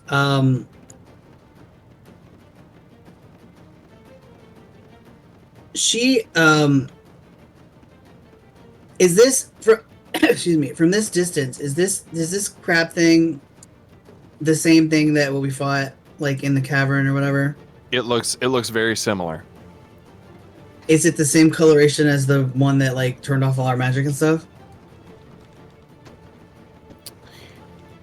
Nope. It's not the same Alright. color. Okay. I genuinely can't remember if all of them did that or just one did that. All right. So she'll go. It's a little hard to see that. Are you able to change the line color on this map? Because it's really hard to see the. It is. Yes, I can, and I will. Oh, that's not there. I will do that for you. How about we make it good and dark? How's that? Is that better? Yes. Thank you so much. I appreciate it. Yeah. Mhm. What's the distance on this? 60 feet. All right. All right. What shit am I doing? I'm so sorry. I was like, I knew what I was doing, and then I also don't know what I'm doing. But my brain doesn't work anymore. She's going to use for the moment. It's not much, but she's gonna point at this guy, here, and use this.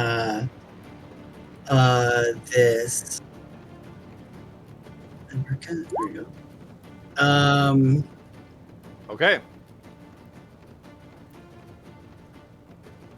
Dexterity throw or take 1d8. Who are you casting it on? One right here. Okay. The orange robe guy. Pay no attention to the actually blue robes.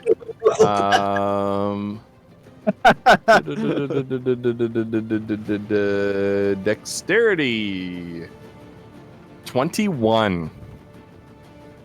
Yeah, that'll save. Okay. Yep. That was her action. I guess a bonus. Is this higher or is this just like corner here? I'm sorry? No, he's kind of like on the steps. So at the same elevation as you. So as our bonus, she's gonna dash, I guess.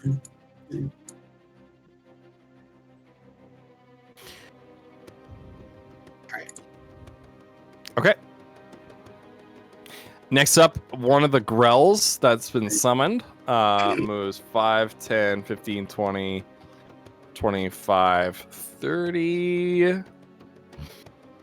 And it will dash 5, 10, 15, 20. And it'll just stop there. The Chul, this massive prawn-like creature, moves down here 5, 10, 15.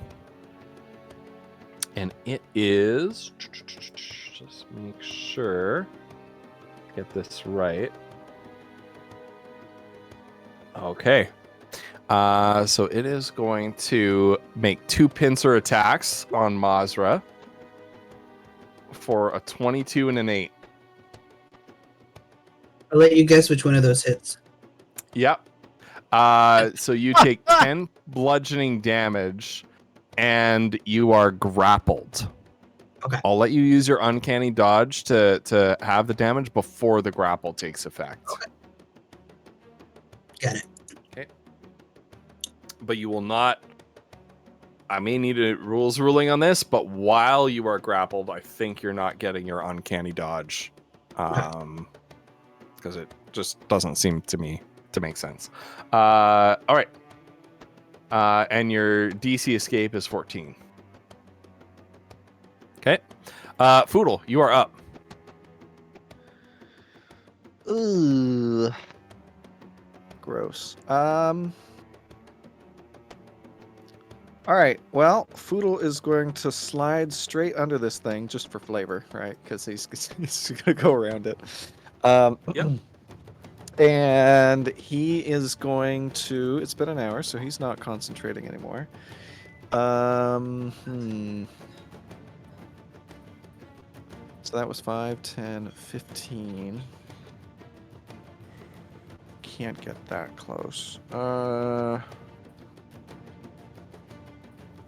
He's going to cast Hunter's Mark on... is he? He's going to use his bonus action to activate his bracers. The bracers that Bo has given... Well, Okay. anyway, you know what I mean. Yeah. Anyway, and so he's going to line up a shot on this creature here. I know he doesn't have Hunter's Mark on it, but well, actually, he's going to put Hunter's Mark on it. So this one here, no, he can't, right? Because he's doing the bracers. Okay, sorry. So the bracers are going, and he's going to fire at this creature. We're going to use that. We're going to do sharpshooter. Okay, that's pretty good. And it needs to make a strength saving throw. Okay. Which one were you attacking? I'm sorry. Oh, sorry, the brain thing. I don't want The to brain guy. Yeah. Yeah. So it took the 24 damage and a strength save. That is not right. It rolled a 76 to its strength save. What? Seems Yeah. high. Hold on. Why does it get a plus 74? Hold on. Let me look at my character sheet here. Oh! The What fuck? happened? What happened? No, What is that's not that? right. That is not right. Okay. That Oh yeah, that's better. That's better. Okay. Never mind all those rolls. Okay. The first saving throw was a 2 plus 2 is 4. Its strength score on the sheet, I must have mistyped. Its strength score on its character sheet was 158. And it's supposed to have a strength score of 15. Ah. That's nutty. All right. So it fails, and it is restrained by vines. Okay. So it can't move, and attacks against it are at advantage. Okay. I'm just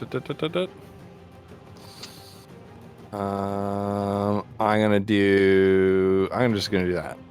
Yeah, that's what I use for restrained. By the way, Yeah. just so you guys know, and again, we don't have to use my system, but I've just been like, I'm never going to remember this stuff. Players do this.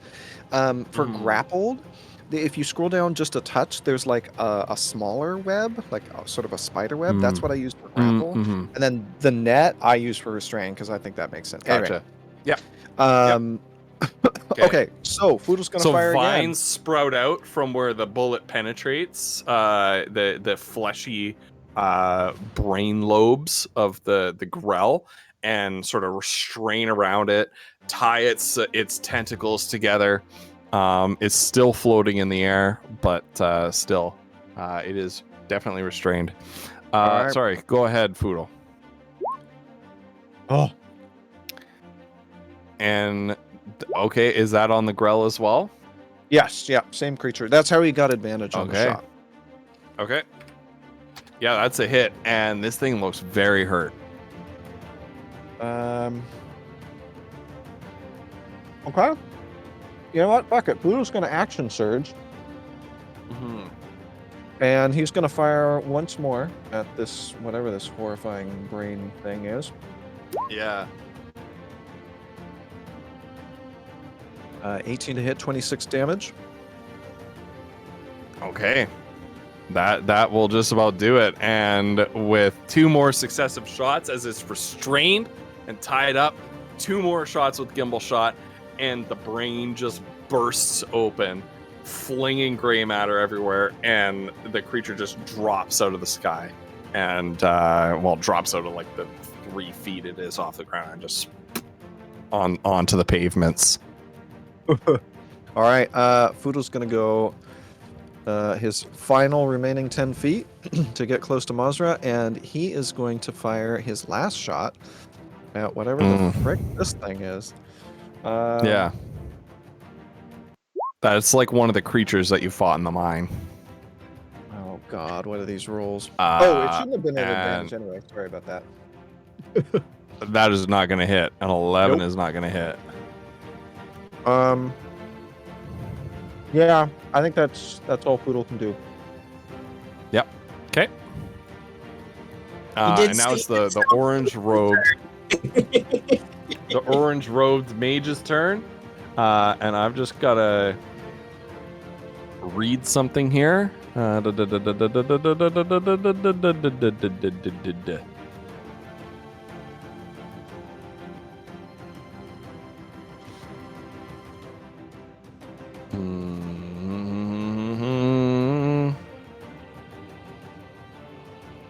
Okay. It is going to weave its arms and chant a command phrase to cast the spell, and it's going to cast Wall of Force. And it is going to draw a Wall of Force.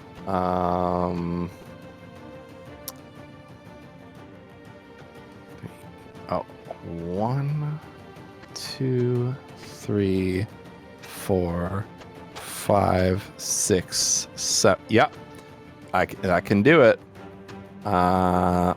Boom! Right across here, cutting this table in half.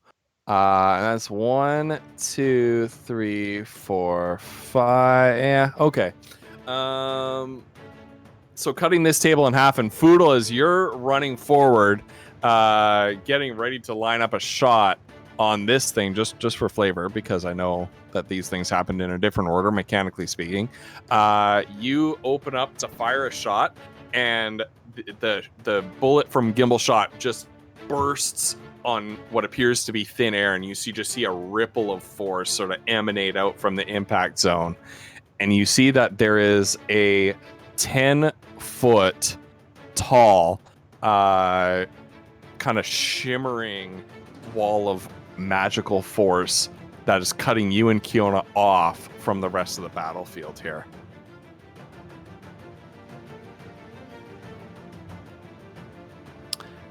And Does this creature look like it's concentrating on this spell? Yes. All right.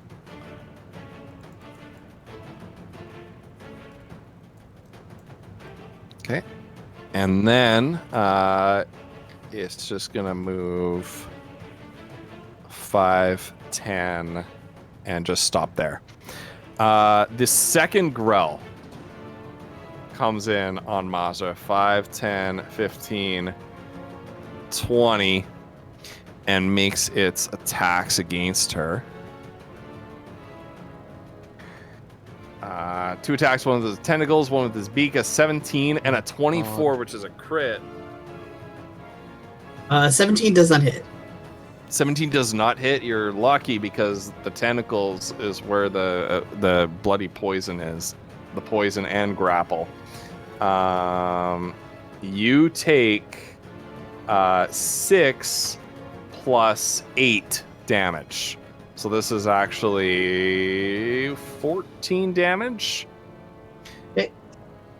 And I know there's a big, awesome discussion happening in chat about whether or not you lose your uncanny dodge when you're grappled. But I'm going to say yes, as far as we've been able to see.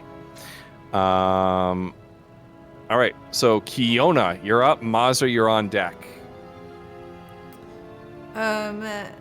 Kiona is going to shout at Foodle the roof. Is this, I should have asked you first, but is this like a platform of some sort or anything? It is a little Boxes bit. piled? It is a little bit. You're still gonna have the roof is probably 15 feet up, and this will get you 5 feet up. So you've with still an got acrobatics roll or something, maybe? Yeah, you can try. All right, she's gonna try. 5, 10. Yeah. Yeah. She's gonna try.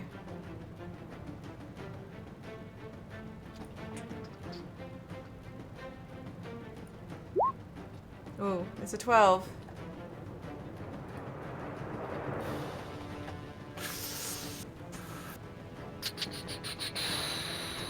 Okay.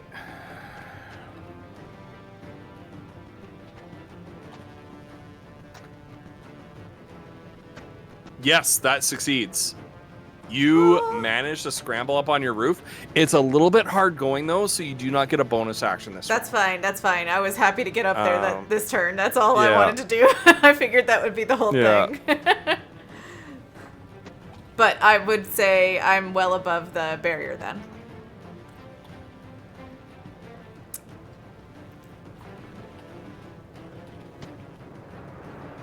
Yep. Okay.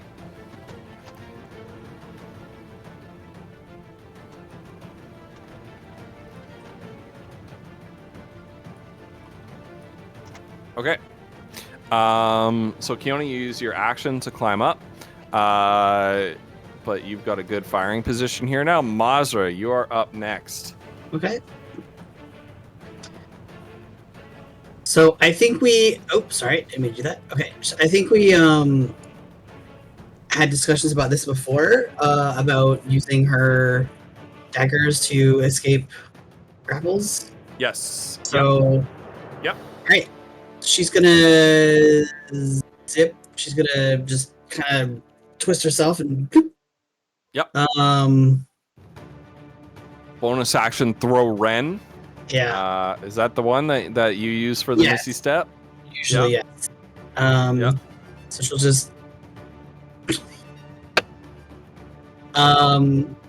So you throw one of your twin daggers, made for you by Bow the Distance. It embeds into the ground beside the mage here, and it looks down with its 6 eyes in confusion at this knife just sticking out of the ground, and you disappear in a cloud of mist that gets sucked across the square, and you reoperate into your form right here, picking up Ren out of the flagstones. Right. And not still keeping Ren in hand. She'll try and stab this guy essentially. That's her Okay. action. Yep. Ren thirsts. Oh shit. Sorry, I had to turn off the Ooh! Mm-hmm. That's a hit. Okay.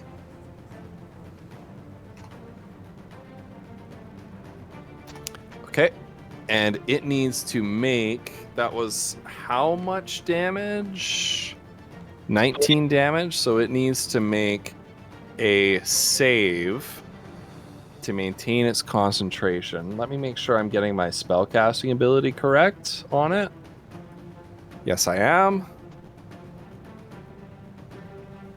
It saves. So it maintains its concentration on the wall of force. Shocking. Mm-hmm. All right. Is that your Okay. turn? Yes, because she used her bonus to. Okay. Well, I guess she's got Almost movement, dead. right? So maybe she'll just Yep. go. She'll just go like. So she's still in its. She's still in its little range, right? Yeah. Okay. Okay.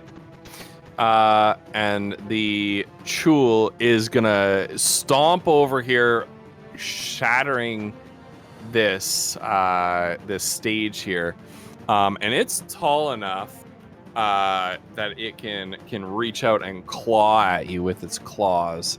So it's gonna make another 2 claw attack.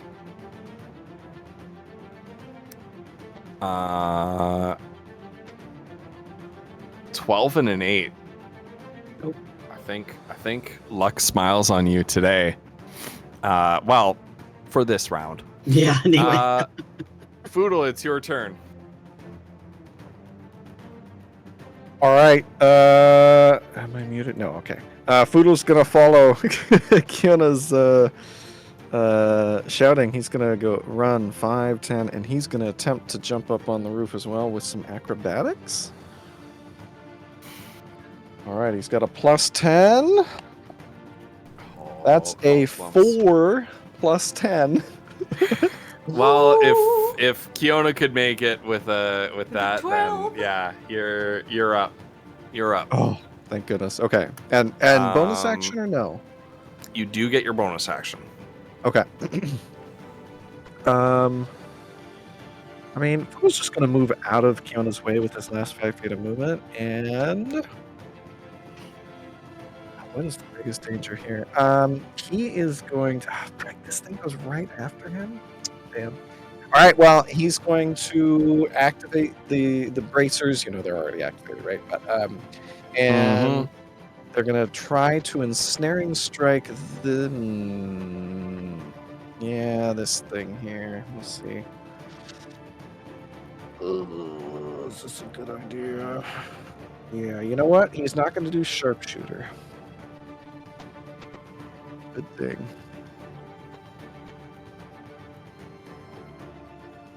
Oh my god. Max damage. Well. Are you going after So- this one right here? Yeah, the little one. So strength saving throw. Sorry, I'm trying to. This thing's a caster, so I'm trying to keep track of Oh, it's a pain. what it's dude. gonna do It is next. a pain. And, Oh, yeah. And it's up next. I- yeah.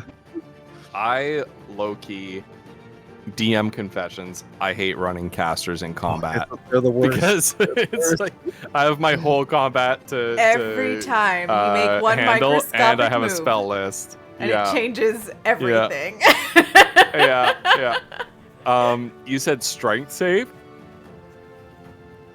Yeah, strength save. Also, Megan, Okay. you're right. Yeah, the one with the whales. That's my favorite one. It Oh must my be fun. god! It rolled a 0 on that strength save. It was restrained by magical vines. Oh, damn you! All attacks against restrained creatures are at advantage, just in case It that also needs to make a concentration save. Mm-hmm.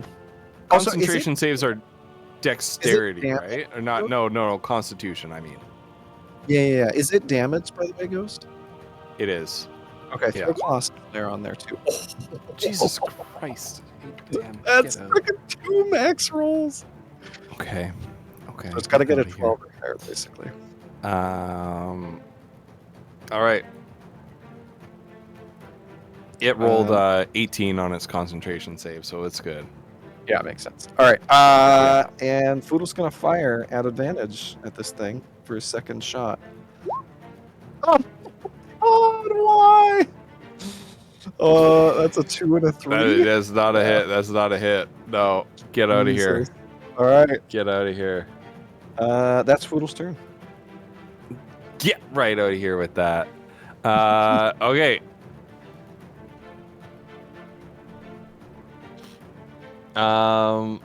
This one is going to drop Oh, concentration. Sorry. Yeah. Top of its turn, it takes a d6 of damage from the thorns. Okay. That bitch. All right. Roll it for me. It drops concentration on that wall of force since it's now irrelevant. You guys have gotten over it. But it did its job for a little bit. And it now casts invisibility Counterspell. on itself. Oh, you. Level 5. Mm. I don't know. I don't know how high invisibility is. Does that work? I don't know either. Invisibility is a level 2 spell, but you said level 5. So I did because I wasn't take sure. it. I don't know. Like whatever. I mean, that's what she would better have done safe than because she didn't sorry. know it was All right. coming. Yeah. Yeah. Oh, yeah. You. Fuck you, bitch! You ain't disappearing on me. Kiona hates it when things do that.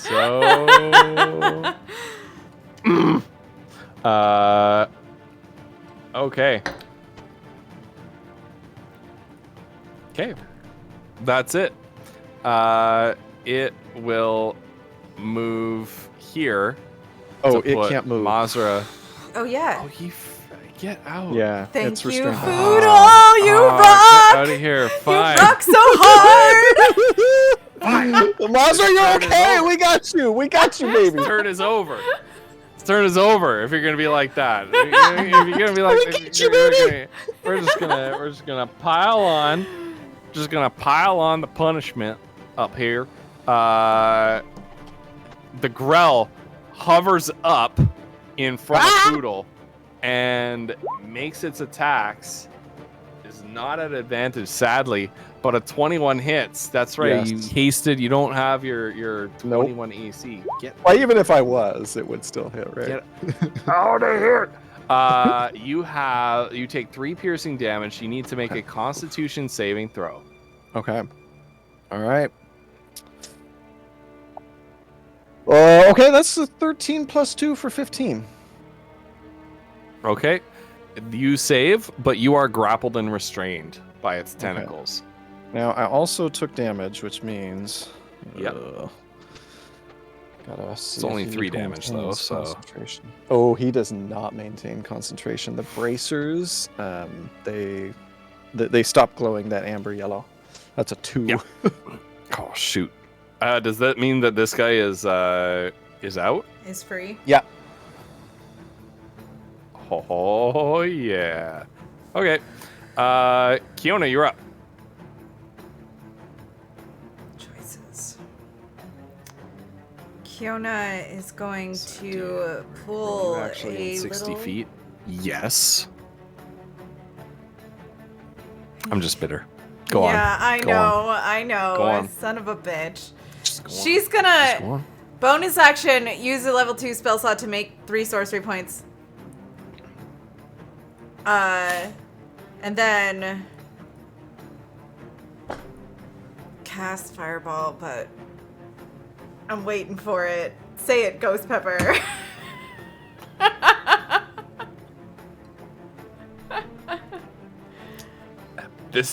This creature does not have counterspell. Really? No, it doesn't. So she cast it at that spot. Where's her thing? Which spot? I'm working on it. What is it? So it doesn't hit. Oh, it'll be out further this way. So it'll be, because it's like 40 feet big. So the center of that line. Oh, hold on, I'm on the wrong. So it wouldn't hit Mazra. Like right here? Well, it'll hit No. this one, but not Mazra. So, yeah, Where's the origin point? there. It would be think it on would the be the center green. of the pink line. Right at the tip of the pink line? No, the center. Oh no, because You it's know, a because like it's a a 20-foot it's a radius. Yeah, Yeah, so you Is want what to I'm do it saying. from where the green Just- line is starting. yeah. Just the Yeah. tip, Ghost Pepper. That's right, just the tip. I'm really bad at figuring that stuff out. You guys got this. But it's gonna God, hit. Yeah, okay. it would hit both of them. So. All right. Suddenly a red dragon And appears also, overhead. 27, Fucking 28. You Oh, frickin' God. 28 is the damage. Or wait, that's the 28 hit. Wait, fire is dam- that the hit? What is Oh, it? it's a save. It's a save. Sorry. Yes.